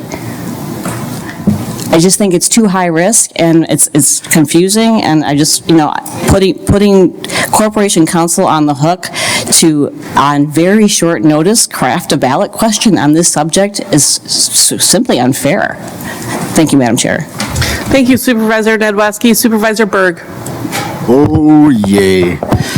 Thank you, Madam Chair. It was stated earlier that what if the Hard Rock decides to pick up and move south of the border? So can I get Spencer and the COO? It'll be a really quick question. Promise I won't have 5 people up here like Supervisor Thomas. So I don't know yet. What is the ability, or can the Hard Rock just pick up and move if this all gets approved through the feds and the state? Assuming we have a management agreement and a development agreement with the Menominees, the answer would be no. Which would be a breach of contract, right? Yes. And there'd be all kinds of litigation. So there's our answer to that. I appreciate the time for you coming up here. Since that statement was put out, I figured we may as well get the answer. Thank you.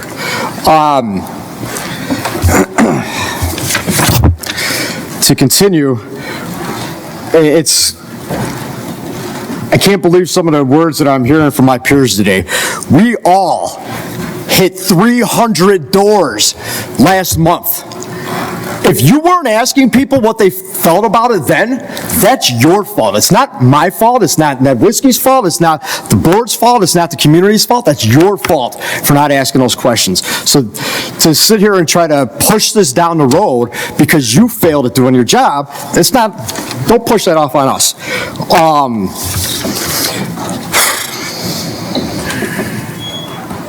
Excuse me, I'm wearing my daughter's glasses. Again, one supervisor failed at killing the IGA last month. And we tried to do it again. Now we're trying to do it again and kick the can down the road. Some of us didn't do doors, and that's why we don't have a feel of how our community feels about this casino. So Supervisor Thomas is right, believe it or not. We have almost a $300 million budget, but we're not putting that to referendum. What about Country Thunder? Last year, 433 calls in 4 days, 433 calls for underage drinking, 30 medical calls, over 30 disorderly conducts, over 25 intoxicated persons, 106 underage alcohol violations. You know what? From now on, every year in July, we should be putting the Country Thunder permit up for referendum. Once the community hears these numbers, they might say no. So we're at the point right now, I feel, put up or shut up. Put your name on a wall up top, a yes or no. Regardless of the election we all have coming up, put your name to it. Have a little bit of guts. Stop being chicken shit. Thank you, Madam Chair. Supervisor Berg, language. Supervisor Franco. Well, I'm going to be gutsy. I call the question. Yes. I was going to say, second, Supervisor Franco called the question, second by Supervisor Nedwesky. It's not debatable. Roll call vote. Wait, it's on the referendum. No. Calling the question, yes, on the amendment. We're not voting on the amendment. We're voting on calling the question. So do we want to stop debate on Supervisor Rose's amendment? Supervisor Bashaw, do you have that since you stepped back in the room? Yes, ma'am. That's exactly what I was saying. Okay. So yes, if you want to call the question, no if you want to keep debate.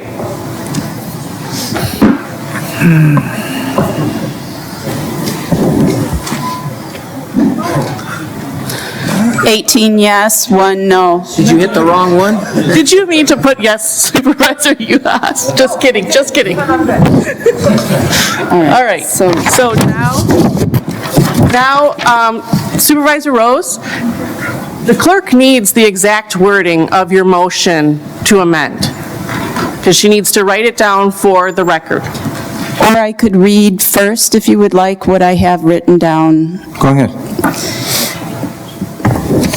Now therefore, be it resolved upon approval of the IGA, it would be contingent upon a successful passage of a binding referendum.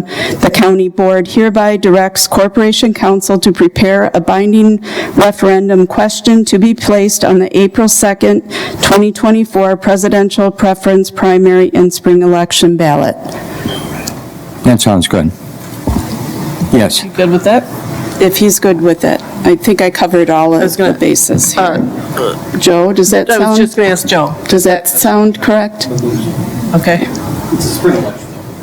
But the April 2nd election is called the presidential preference primary and spring election.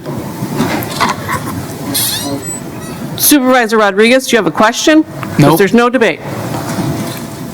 No, you don't have a question? Well, we're back on the original motion for the Resolution 73, Voting. No, we're on the amendment that I just read that would go right... I'm sorry. It would go right before the last paragraph of the resolution.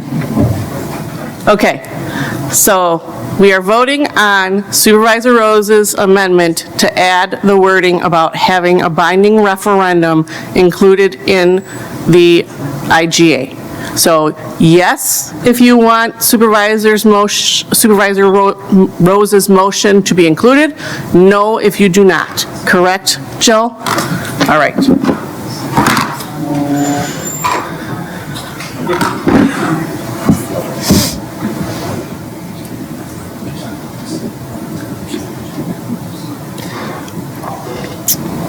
The amendment fails, 14 no, 5 yes. Okay, now we are back on the original motion, which is the original IGA unchanged. Supervisor Bashaw. You pressed your button first. Thank you very much. We've heard many, many words tonight. Some spoke for extended periods of time. I didn't track the duration, but extended periods of time. I promise I will not speak that long. I'm too tired to do so.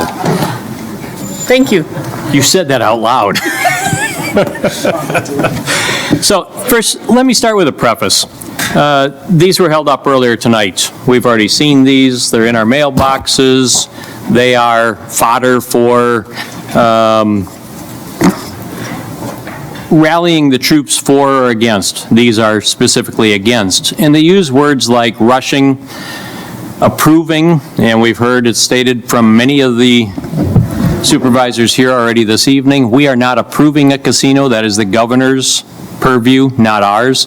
The secret deal, there was no secret deal. The community hasn't been allowed input. We've had this for 2.5 months in public, and it's been negotiated and in the paper as of June this past summer. It was already in the paper, so no one has been unaware. Exactly how much it will cost and benefit, cost local taxpayers to benefit a Florida tribe is a false statement. There is not a Florida tribe associated with the casino. They are managers. It's a management company. They do not own. They are not the people in front of us. We're rushing to approve. What else did we say? Have kept the details in secret. So this stuff offends me. Highly offends me. It offends me when they say that we as a board have not done our due diligence and we've tried to conceal information from the public. We haven't been doing what we're supposed to do. That offends me. So that kind of gets my Irish dander up. I'm German, French, and Irish, so I can claim that. And makes me a little bit more dug into positions. I looked it up, 458 email messages. I can't tell you how many voicemails. And I read one just a few minutes ago because it was somebody that sent me an email saying, I am against the casino. I've lived here for 58 years and I do not want it. And I asked why. And the constituent said, why? And I went through then the details that I'll go through in a moment, similar to Supervisor Gerston's comments earlier, similar to Supervisor Thomas's, Supervisor, everybody that has spoken on what we're really here to do. And I just read the email that I got back. That's enlightening, that's perfect, I support you 100%. Let's go forward. It's interesting when the facts are not sullied by lies. So, first I'd like to take a moment to more clearly define what our task is, or refocus to our task so we stay on task here for the hopefully next 30 minutes and we're done. Our task is to evaluate and either approve or reject an IGA. It's that simple. That's our task. An intergovernmental agreement between us, the county, and the Menominee tribe. It is not to approve a casino license. That is the task of the governor. Our role is Kenosha County Board. We must focus on our specific responsibilities and the tasks which lie within our purview, not the governor's, not the federal government's. We've had a lot of questions if this IGA was negotiated properly. Well, let me make a comment. It is the responsibility of the county executive, the administration, so Sam Kirkman and her staff, the administration, to negotiate It is our responsibility then to evaluate those documents and give advice, correct?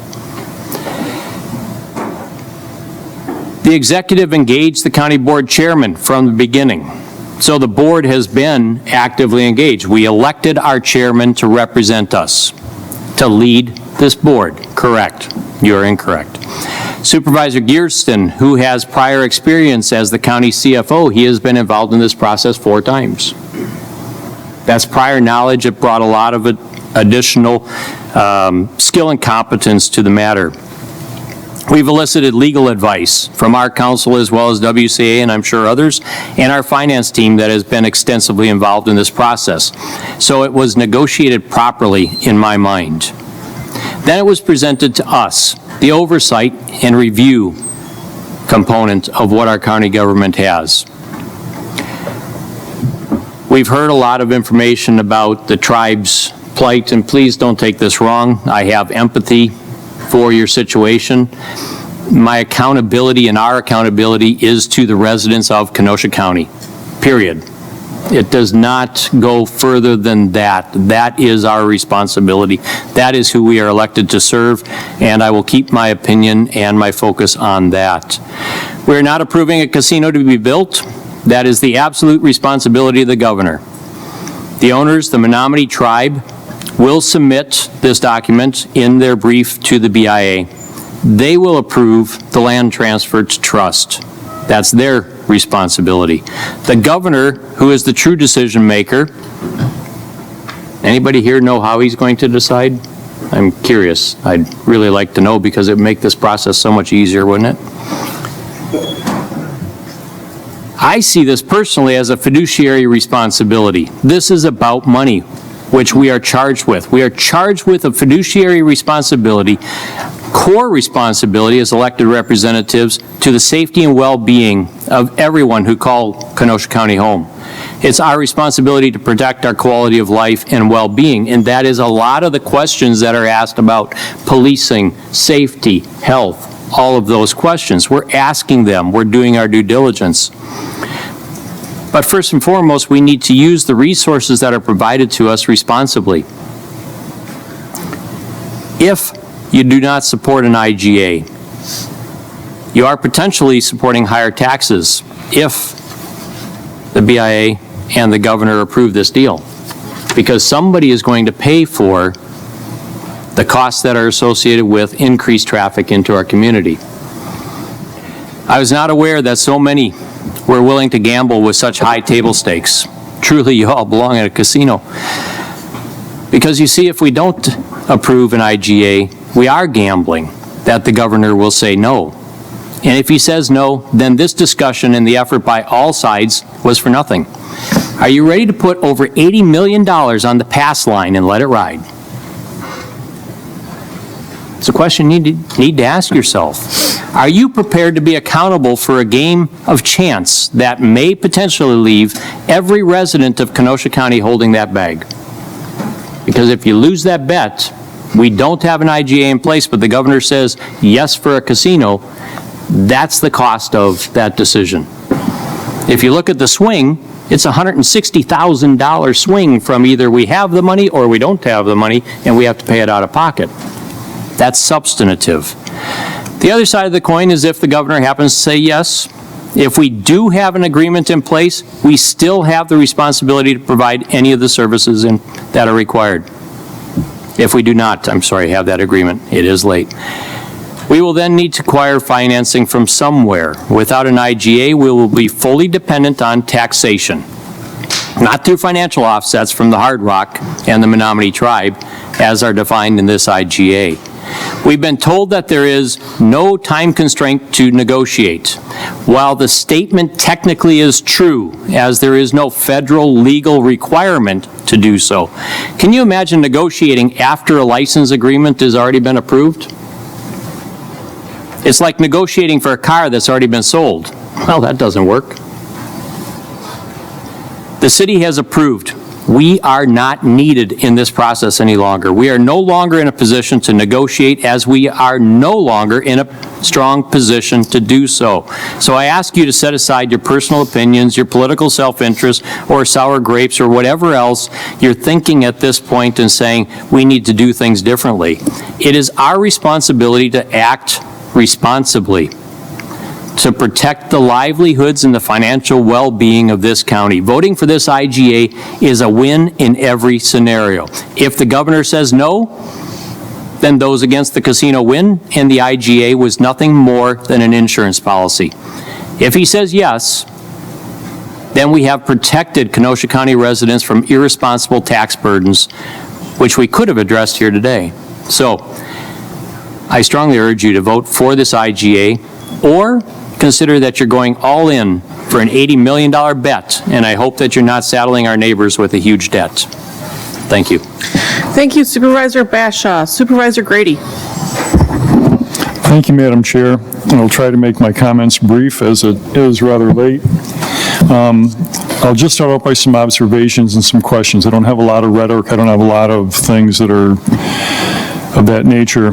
But just to kind of put this in perspective, if you look at the very, very nuts and bolts of this, the IGA places the City of Kenosha land, which would become City of Kenosha land, into tribal trust. Who's the tribal trust? That would be the Menominee Nation. They'd be the property owner and the landlord. The developer-operator would be Seminole Hard Rock. They would be the one that decides what gets built on what timeline. They're driving the bus on the whole build-out. The City of Kenosha, by far and away, has had the biggest development input in this IGA, and rightfully so, because it'll be within the bounds of the City of Kenosha. Counties had relatively little input. It's not a bone of contention, it's just stating the fact. Yet, we have to put our imprint, our stamp, our approval for the legislative process and for what is best for Kenosha County residents. We have to agree that this is a viable deal, it's a good deal, we have to approve it. So it's up to us to make sure that the I's are dotted and the T's are crossed. That is our responsibility, that's why we're here. So the things I'm coming up with now are not really statements, they're more just questions in terms of our responsibility, and are these things included in the IGA? Should they be included? Been harped on many times, I'll say it again, the Hard Rock is not on the IGA. My question is that a possibility? Could that not happen? And I don't expect an answer right now, it's just bothering me why it goes around and around, we don't have an answer to it. Traffic study. Traffic study is supposed to be forthcoming. Maybe it will, I expect it will. Why couldn't we have a traffic study before doing the IGA? Wouldn't that be a logical thing? Stormwater, we've seen the charts and so forth. One presentation says it's going to be adequate the way it is, the other one says it's not adequate. Why isn't that data in front of us prior to us voting? When Kenosha County Sheriff's deputies contacted the casino in California and asked them about what the net effect was, if my memory serves correctly, there were three main things they pointed to. There was an increase in theft, both personal and auto. There were prostitution and human trafficking concerns, and there were intoxicated drivers. And I don't mean to impugn that any legitimate operator, Seminoles or otherwise, condone this. No, that's not the point. I'm sure they're very proactive and very much against this. But by the nature of what is presented, it's not a value judgment. It's just enforcement saying, yeah, this is part and parcel. This is going to come with it. So as a county, are we prepared for this? Is this what we want? I'm winding down. We're almost done with the questions. Is there any guarantee that more than just a casino will be built? Is there any guarantee that a hotel and entertainment center will be built on the property? You know, there are guarantees done about zoning. There are guarantees done about construction, how things will be built to code. Could this build-out be included on the IGA? I think they're reasonable questions. Are there any unfinished business dealings with communities in the area, AKA Pleasant Prairie, Summers? So through the chair, I'd like to ask Supervisor Uhas a question, if I may. And that question is, Supervisor Uhas, is there anything in current formatted agreement between Pleasant Prairie and the Menominee Nation that you're aware of? I am not aware of any documents. And respectfully through the chair, Supervisor Wamble, you represent part of Pleasant Prairie as well? Yeah, I know of no such documents. Okay. Third and final request through the chair. Oh, that's right, I'm sorry. Let me ask Supervisor Geertsen, for the Village of Summers, any other agreements in writing between the Village of Summers and the Menominee Nation? Not aware of any documents. Okay, thank you. So the question is, does this really need to go to a vote immediately? Are we really under that much of a time crunch when we have these outstanding questions? Those are my comments. I yield the floor. Thank you, Supervisor Grady. Supervisor Rodriguez. Thank you, Madam Chair. I'll try to burn through mine as quickly as I can. First, I want to thank Gary, Joey, and Spencer from the Menominee Nation for taking tonight's chair, our County Board Vice Chair, Decker, and myself on a tour of the reservation yesterday. It was very informative. While we were up there, we talked about a lot. We talked about their budget, what they hope to do with the winnings from the casino, how they hope to protect their people, and we talked to them about how we are hoping to protect Kenosha County residents. As I stated earlier, I've received over 300 emails. I've talked to countless residents in person. Like Supervisor Berg noted, I knocked on a lot of doors. I asked that very question at every single door. Told them what I was there for, what my purpose was, and then said, hey, well, I got you. What are your thoughts on the casino? Overwhelmingly, people in the 8th District support this project. So much so that my opponent was here earlier tonight. She supports it too. So it's nice to know that her and I are on the same page, at least in one regard. But what that shows is Kenosha is ready for the casino. Kenosha's been ready for the casino since I was a little boy. And it's crazy to me, and it's crazy really to my neighbors, especially that I talk to. They say, how old are you? And I tell them 25, soon to be 26. And they say, well, damn, they've been talking about it the whole time. You know, you were a little kid. The time is now. We've heard a lot from the Menominee Nation. They've referred to us and themselves as a partner. But based on what I saw yesterday with Gary, Joey, and Spencer, I don't think there's going to be a partnership there. I think they're going to be our neighbors. It's clear to me that they care about their community up north, they care about their people, and they look at this opportunity to partner with Kenosha County and the city of Kenosha to become neighbors to us as well. And many of you have said, and I agree, that we're here to represent the best interest of Kenosha County. But some of my constituents have asked, well, what about the money that leaves Kenosha County? That money's going to line the pockets of tribal members. And so I asked that yesterday. Are there going to be payments to your members? And, they jokingly laughed a little bit, and they said, are you kidding me? That's what, maybe 25 years from now, and it's going to be $100 at Christmas time, and that's it. The needs are great for the Menominee Nation. And before my trip up there, I was totally blindsided when I got up there, when I learned and saw firsthand what their tribal legislator is tasked with.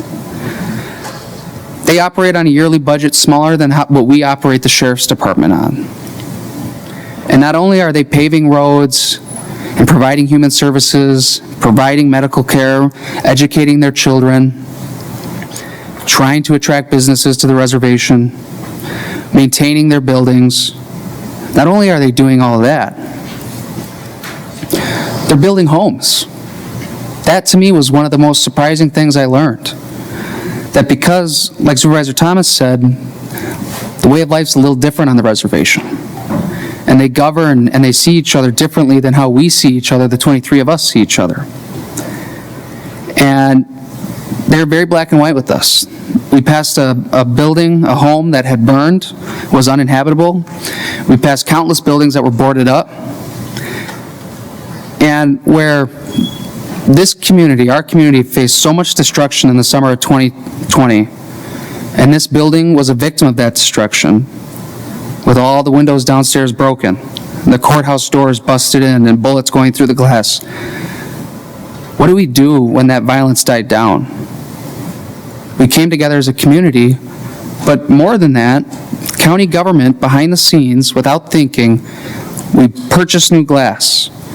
We fixed the bullet holes in the courthouse. We then went a step further. We put protective panes on all the glass in these buildings in this downtown campus so that should, God forbid, something like that happen again, these buildings don't sustain that damage. The Menominee Nation doesn't have that luxury. Instead, they board up their homes. And they get to them when they can get to them. Because not only are they thinking about, how do I fix this home? And how do I get the people that were living in this home the resources that they need if they're facing addiction? Well, I've also got to worry about what programs I'm going to cut out of the schools for our tribal children. And so, again, our job is to worry about Kenosha County. But when your constituents ask you, because I know they're asking you, because they're asking me, well, what about that money that leaves Kenosha County?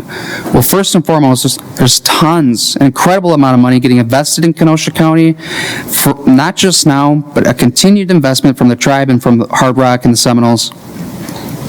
But that money that is leaving Kenosha County is going towards a much greater good. Stuff that we take advantage of and we don't think of often here in Kenosha County. We heard about the human services payment. That to me shows the commitment from the tribe to Kenosha County that we understand that with the casino come heightened challenges when it comes to human services. And while they show that their tribal members that they are committed to them in every way possible, they're showing their new neighbors in Kenosha, hopefully new neighbors down here in Kenosha, that they're committed to us as well. The sheriff and his team, as well as Kenosha County administration, asked for 4 deputies, 2 detectives, and a bomb dog. That's the bottom line right there. They asked for it. What do the tribes say? Absolutely. I asked the tribe yesterday, I said, how many law enforcement do you guys have? I think the answer was 3. 3. On tens of thousands of acres. 3. But they're committing to Kenosha County because they're committing to us and to our constituents. We want to be a good neighbor. They're committing to giving us 6. And this county board should be proud of the last 2 budgets we've invested in public safety, first time in decades. Increased personnel for the sheriff's department. And going on 2 years ago, we had the battle of the lifetime with the budget because of those additional deputies and detectives we added. Bonding got held up. We didn't know what the status was. There was finger pointing and all sorts of emotions. Point of information, that wasn't over that, just so you know. Think what you may. Okay. Nonetheless, there was animosity on this county board, as is still present today, evidently, about how we funded deputies. But the Menominee Nation came to us and said, what you want, you got it. We're committed to keeping their investment safe and keeping their new neighborhood safe as well. When it comes to other municipalities, this one's peculiar to me. Pleasant Prairie wants their hand in the pot. Summers wants their hand in the pot. Who doesn't want their hand in the pot? Where does that line end? So to the elected officials at the neighboring villages, this is my question to you. If this was any other business, would you demand your hand in the pot? If this was a Kalahari, just a water park, no casino, would you say, well, the exit's kind of sort of near my municipality. What about me? No. And what would we as a county board say, or the city of Kenosha, the aldermen and alderwomen, what would they say? They would laugh. They would tell that neighboring municipality, it's not going in your jurisdiction. Where's your connection here? So I don't think there's anything anybody can say when it comes to other municipalities that'll help me wrap my head around that. And where does it end? does the city of Racine get to come to Kenosha and Kenosha County and say, well, you're getting a casino, and there might be some riffraff that gravitates towards there, and, well, they might gravitate towards Racine, so we want our hand in the pot as well. Absolutely not. So I'm going to be supporting this. My district supports this. To the Menominee Nation and the representatives here tonight, thank you. To the representatives of Hard Rock, thank you. And it is on behalf of the 8th District that I sincerely hope this passes tonight and that it's approved by the BIA and approved by the governor, whether it's our current governor or a future governor. And like all the text messages and mail flyers say, I really do hope that it's time to hard rock here in Kenosha County and really invest in moving Kenosha County into the future. Make this a desirable place. Make this a desirable place for young people. We've heard forever we need an entertainment venue. Why is there no entertainment venue? They're coming to us. And they're saying, not only are we bringing you an entertainment venue, we're going to pay you. We're going to help you address the challenges that your community faces. And I don't know what kind of partner you want besides a partner like the Menominee Nation based on my interactions with them over the last few months. So I implore you to support this IGA. Thank you. Thank you, Supervisor Rodriguez. Supervisor Stocker. Thank you, Madam Chair. My heart goes out to the Menominee people, but again, we have to represent Kenosha. This proposed IGA and the leadership in our county agree that the presence of the casino will cause harm to some of our citizens. The fact is that some of our citizens will be harmed by the crime that is a result of the presence of the casino. The county has expressed that because of the increase in crime, they have asked for 6 new personnel be added to the sheriff's department.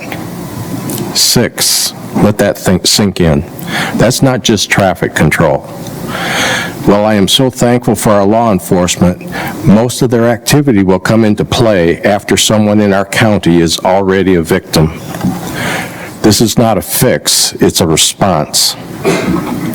There will be 4 deputies added who will then, one of who will come document the victimization. Then there will be 2 detectives who will seek to find the criminal. And this is all after the crime has been committed. And most of these crimes are not going to happen on casino property, so their security is not going to be helpful in that. Another thing to keep in mind, even if the criminal is caught, they usually do not have the money to pay for the damages or the stolen property. Victims will remain victims. Another harm they agree on is that some will become unable to control their gambling habits. Consider the harm when a spouse gambles away their paycheck, their retirement, and their house. This will likely lead to divorce, maybe to homelessness and to despair. But most of all, please consider the harm done to the children in these homes, the heartbreak and instability they will experience. How does this IGA address this? Says counseling will be provided. Think about this. Again, the harm has already been done. This could be someone in your family because gambling addiction can affect anyone. I'm going to skip that one. Finally, I need to address the idea that we must approve the IGA to protect the county financially. I suggest that if we approve this IGA, it increases the chances that the governor and the Bureau of Indian Affairs will approve the casino. How many devastated lives and victims of crime are you willing to accept to get this through? I urge this board to send a message to the BIA that we do not want the devastation this casino will bring to our community. Thank you. Thank you, Supervisor Stocker. Supervisor Gentz. Okay. I've heard so much going back and forth, and I'm going to just skip right to it. Supervisor Bashaw said a lot of the thing. I agree with Supervisor Bashaw. That scares me right there. But I did knock on doors, and I did it with a walker, with a bum knee, and I didn't have one person get any one of my signatures. Okay, and I was asking, about the casino. And overwhelmingly in my district, they supported the idea of a casino, the casino. So while we're not voting on the casino, we're voting on an IGA, we are giving our input as to whether or not we would want one in Kenosha County. So let's not pretend we're not. And my district supports it.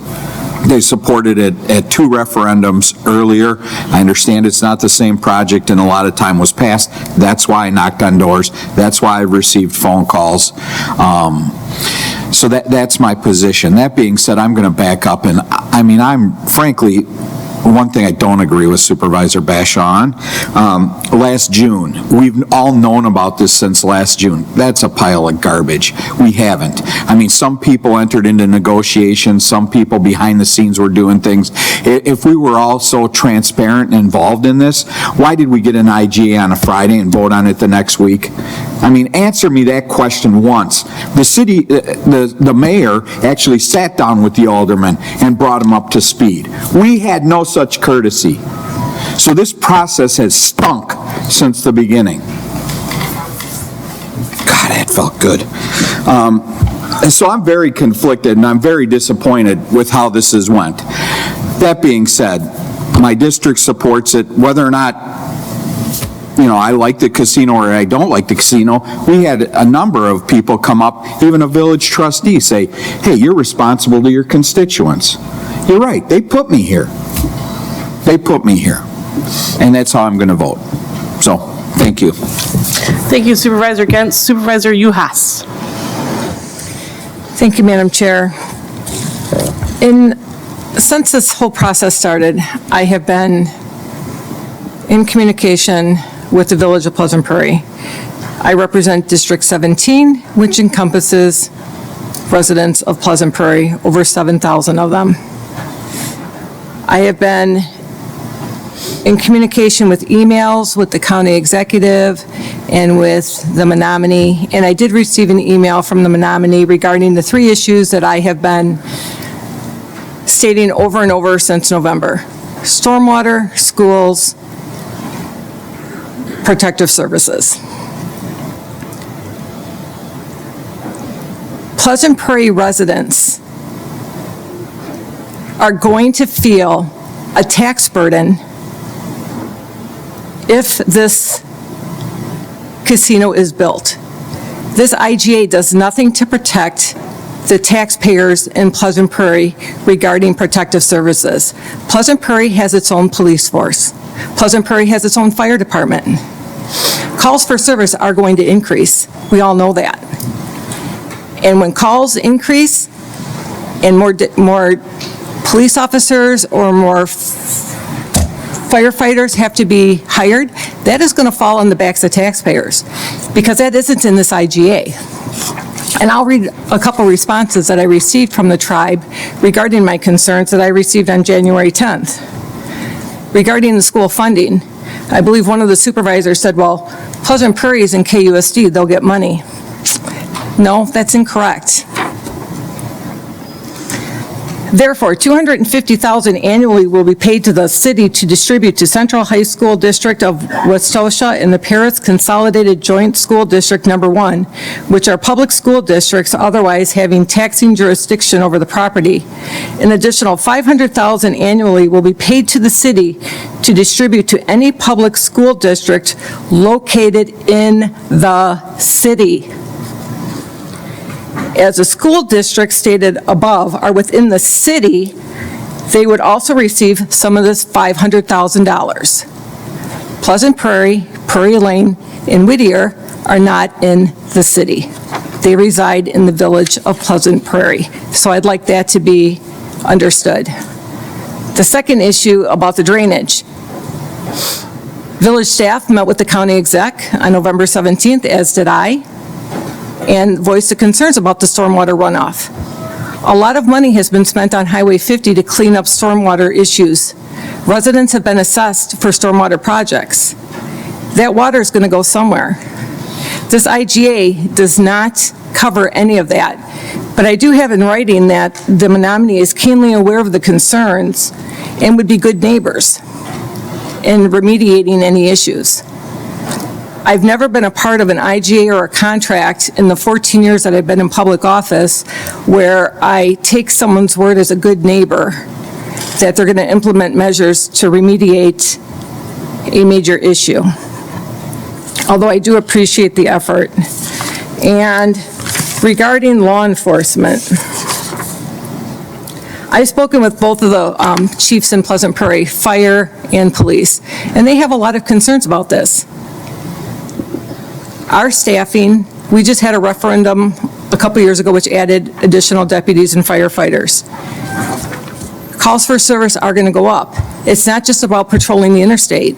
It's about calls for service at hotels. It's about calls for service at homes. And when those calls for service go up and additional deputies are needed, Pleasant Prairie is going to have to fund that. And that is going to be done on the back of the Pleasant Prairie taxpayers. So for those reasons, I will not be supporting the IGA tonight. I do appreciate the communication with the Menominee tribe in answering these questions, but there's been no remediation on this, and there hasn't been a lot of conversation with the village from the county executive, from the leadership on this board, or from the Menominee. And that's very disappointing because there's over 20,000 residents that live in Pleasant Prairie that did not have a voice, and their interests haven't been looked after on this IGA. Thank you. Thank you, Supervisor Uhas. Supervisor Gashke. Thank you. As we all understand, we as the county board are not being asked to deny or to approve a Hard Rock casino. That's not our decision to make. We know that's a federal and a state decision. We're simply considering an agreement between Kenosha County and the Menominee if a casino ultimately is approved and materializes. So tonight, I'm not going to speak on the pros and the cons of a casino or whether that would be the best and highest use of that property. I'm also not in any way speaking against the Menominee. They are good people, and clearly their need is great.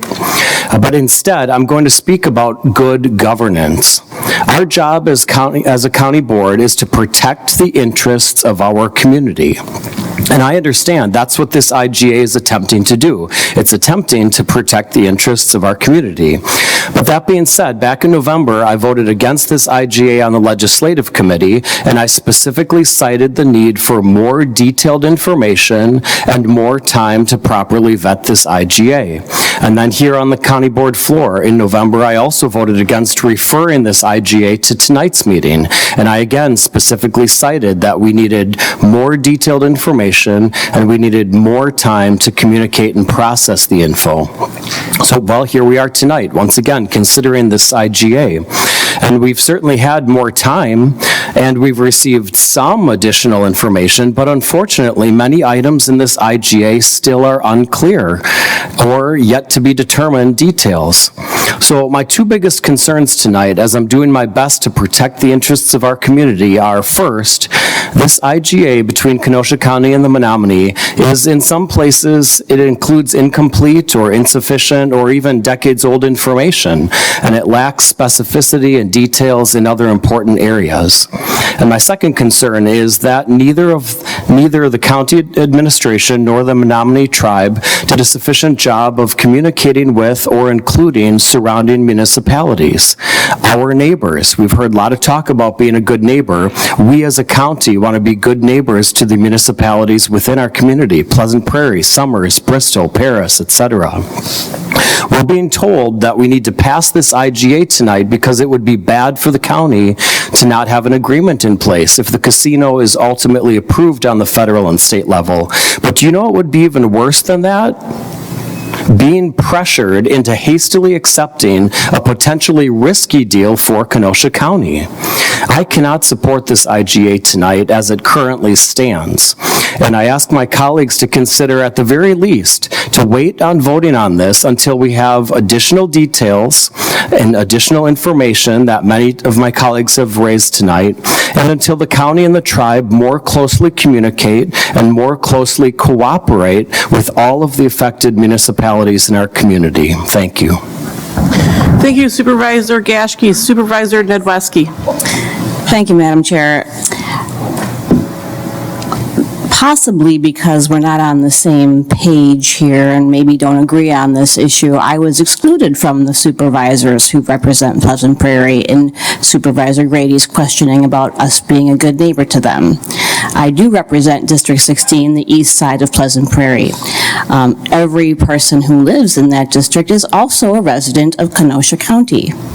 So this IGA will be put in place if it is passed, if we approve it, to protect every resident in my district and every resident of Pleasant Prairie from incurring costs that may be a product of the presence of a casino here should it be approved by the governor. I was contacted by 3 members of the Pleasant Prairie Village Board and 1 member of the Summers Board.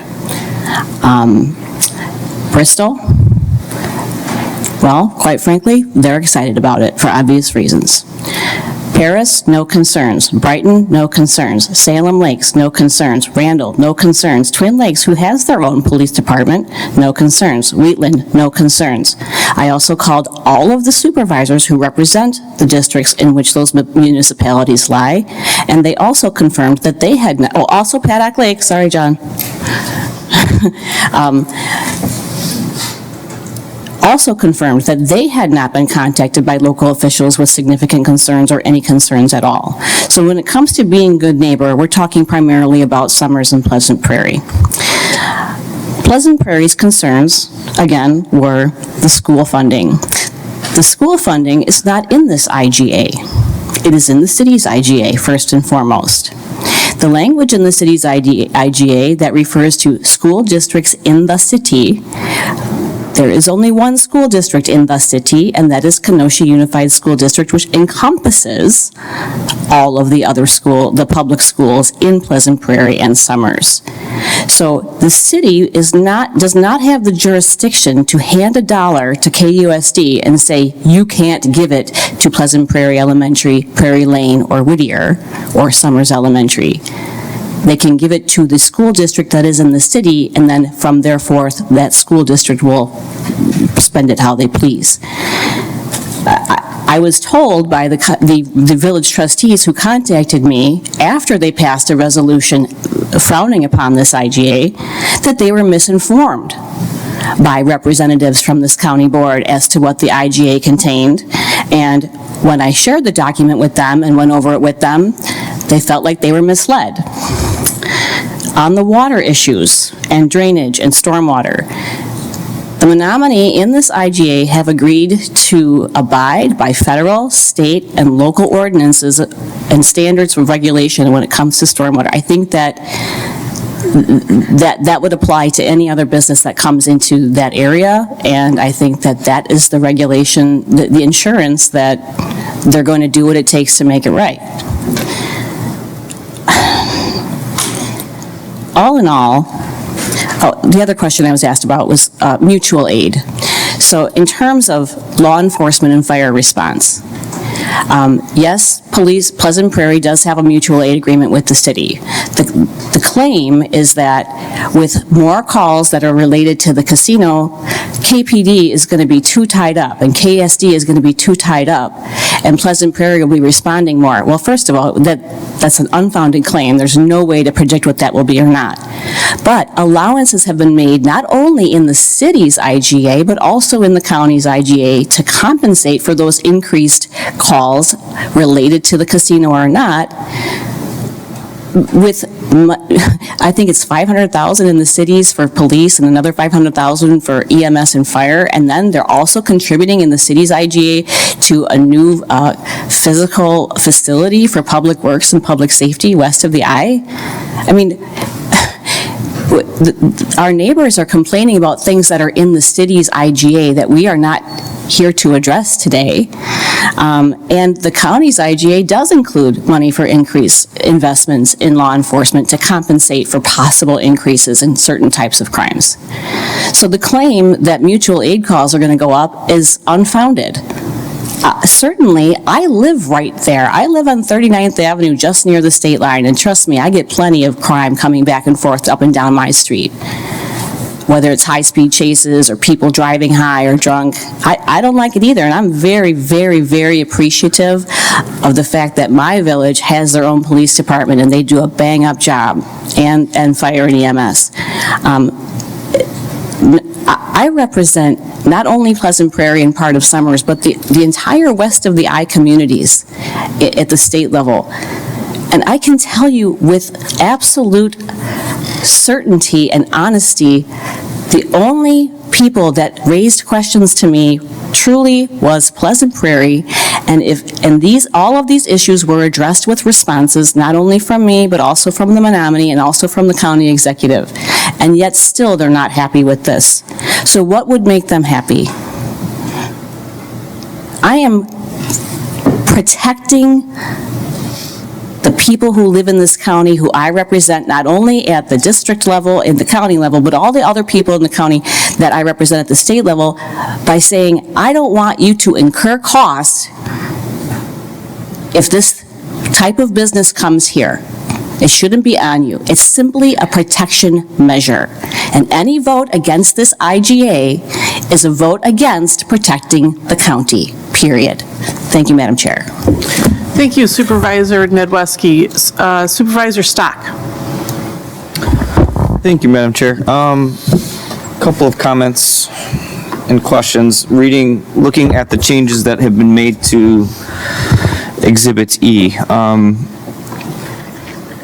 I am encouraged to see that they changed the language from the authority intends to into the language that says the authority shall develop a casino hotel and variety of amenities, along with the defining the interest rate terms. And then the second line, notwithstanding the foregoing, the Hard Rock Live amenities shall be built and ready for use within 7 years from the establishment of the federal trust land.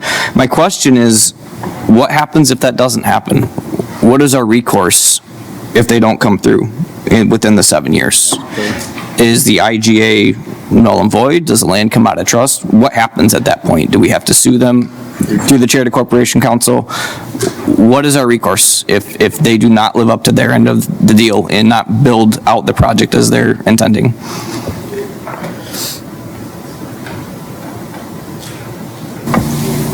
I'm sorry, Supervisor Stock, I don't know that I have an answer for you tonight. I don't know that the land would come out of trust as a result of that, unless the fact is that the lack of construction project and moving forward on it obviously would indicate that there's no gaming going on. I don't want to defer to Attorney Wilhelmi, but it's...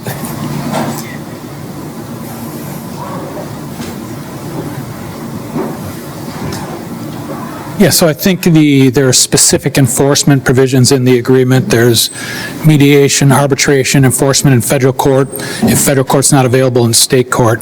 And so it would be a matter of a violation of the IGA, and you would seek to enforce the IGA terms through the arbitration and court order. Okay. Just like any other potential violation by either party. Thank you. And while you're still up there, if I could, another question I had, and I believe we discussed this a little bit at the Q&A. The IGA assumes a 20-year period, I believe, if I'm not mistaken, of payments made to the county over a 20-year span. It's perpetual. Perpetual. Yeah. But they're projecting a 20-year. That's assuming, we're assuming that Hard Rock is going to be involved for that whole time. But based on our conversation at the Q&A, I believe, what is the max agreement term that you were initially allowed to make with Hard Rock? So management agreements under federal law can only be for 7 years, but they can be renewed indefinitely. And you can have licensing agreements for branding there's no limit on that. So currently, as we're looking at this IGA, there's nothing beyond the 7 years that we have on paper right now, either between the Menominee and Hard Rock or with the county and Hard Rock through the Menominee. Yeah, federal law prohibits a management agreement longer than 7 years, but it can be renewed. Okay, thank you. I do have a lot of concerns. A lot of them have already been discussed tonight. My biggest one is the fact that we are agreeing to support the application to put 60 acres into trust. In my opinion, it would have been, I think, better for the county if we would have scaled that back and started with 20, and then if they continue to build out the project, then increase that as they prove that they are going to build out the project. But there's a lot of unknowns long-term. I don't think, I'm not certain that this is going to work out for Kenosha County. Lacking a referendum addition to this, I will not be supporting this evening. Thank you, Supervisor Stock. Supervisor Carroll. Yeah, one of the things that Supervisor Stock had brought to question is what is our recourse for, if these amenities and if the project is not built. And from what I understand is that there's certain minimums that, once we enter into the agreement that they would be paying every year. So the first year was $50,000, second year was $50,000, but then it jumps up. So the clock would be ticking on those minimums no matter what, whether it gets built or not, correct? Right, so to me, that's motivation to, if you don't have any income coming in, to get something going. So not only would it be considered somewhat of a breach of contract, but there's also minimum payments that are due. I just wanted to make that point clear. Thank you, Supervisor Carroll. So, okay, Supervisor Poole. Thank you, Madam Chairman. I received approximately 200 calls and emails, and only 10 of those were against that in Paddock Lake and Northern Salem. So I think that is my vote of confidence for this. Thank you. Thank you, Supervisor Poole. Okay, does anyone want to speak for the first time? An additional? No, you already did, Brian.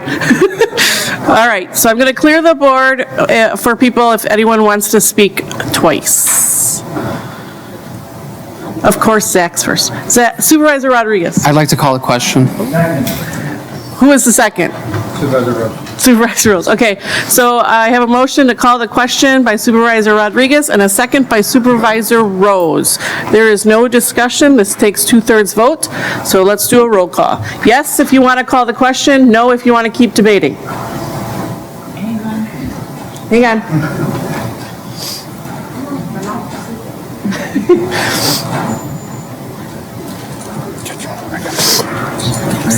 Oh, where are you going? It's the mouse. Going to Dallas next weekend. Her mouse was sleeping. No one else was. So yes, if you want to stop debate. No, if you do not. Let's go home, everyone. Bashaw has stepped away. He told me he was a yes. Please let Supervisor Bashaw be a yes, right? Can we move forward without him? Of course you can. I think I heard the door. He's probably coming. He can hear us back there. There's speakers back there, so.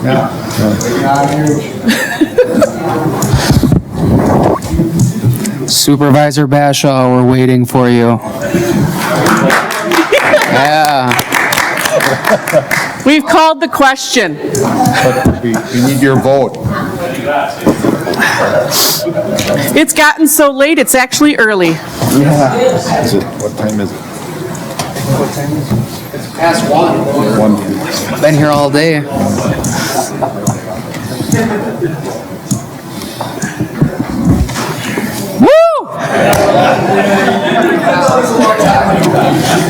The board is in agreement. For once. Call the question. All right, so we are on the original ordinance with no change, or I'm sorry, resolution 73, no changes as is. I'm assuming everyone wants a roll call vote. So yes, if you are in favor of the IGA, and no, if you are against the IGA.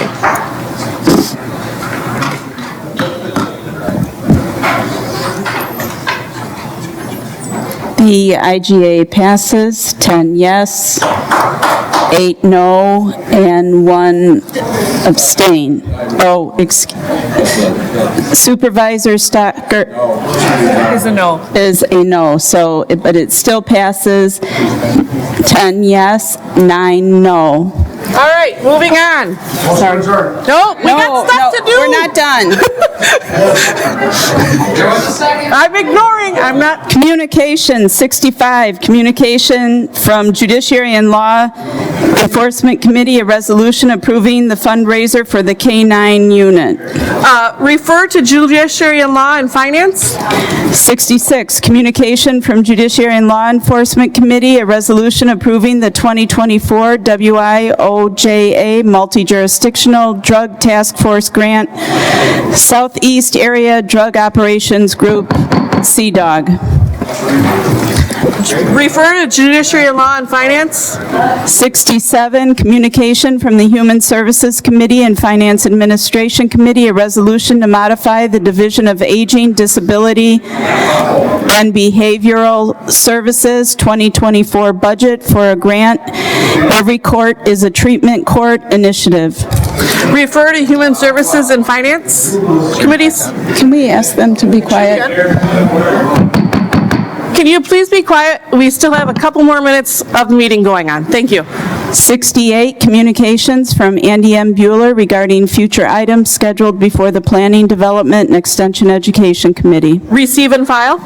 69, communication from Supervisor Stocker, a resolution protecting children from materials containing adult content in taxpayer-funded libraries in Kenosha County. Refer to Finance and Administration Committee. 70, communication from Supervisor Thomas, a resolution to create a risk assessment and management practices for Kenosha County. Refer to Finance and Administration Committee. 71, communication from Supervisor Gentz, a resolution modifying the Racial and Ethnic Equity Commission of Kenosha County. Refer to Executive Committee.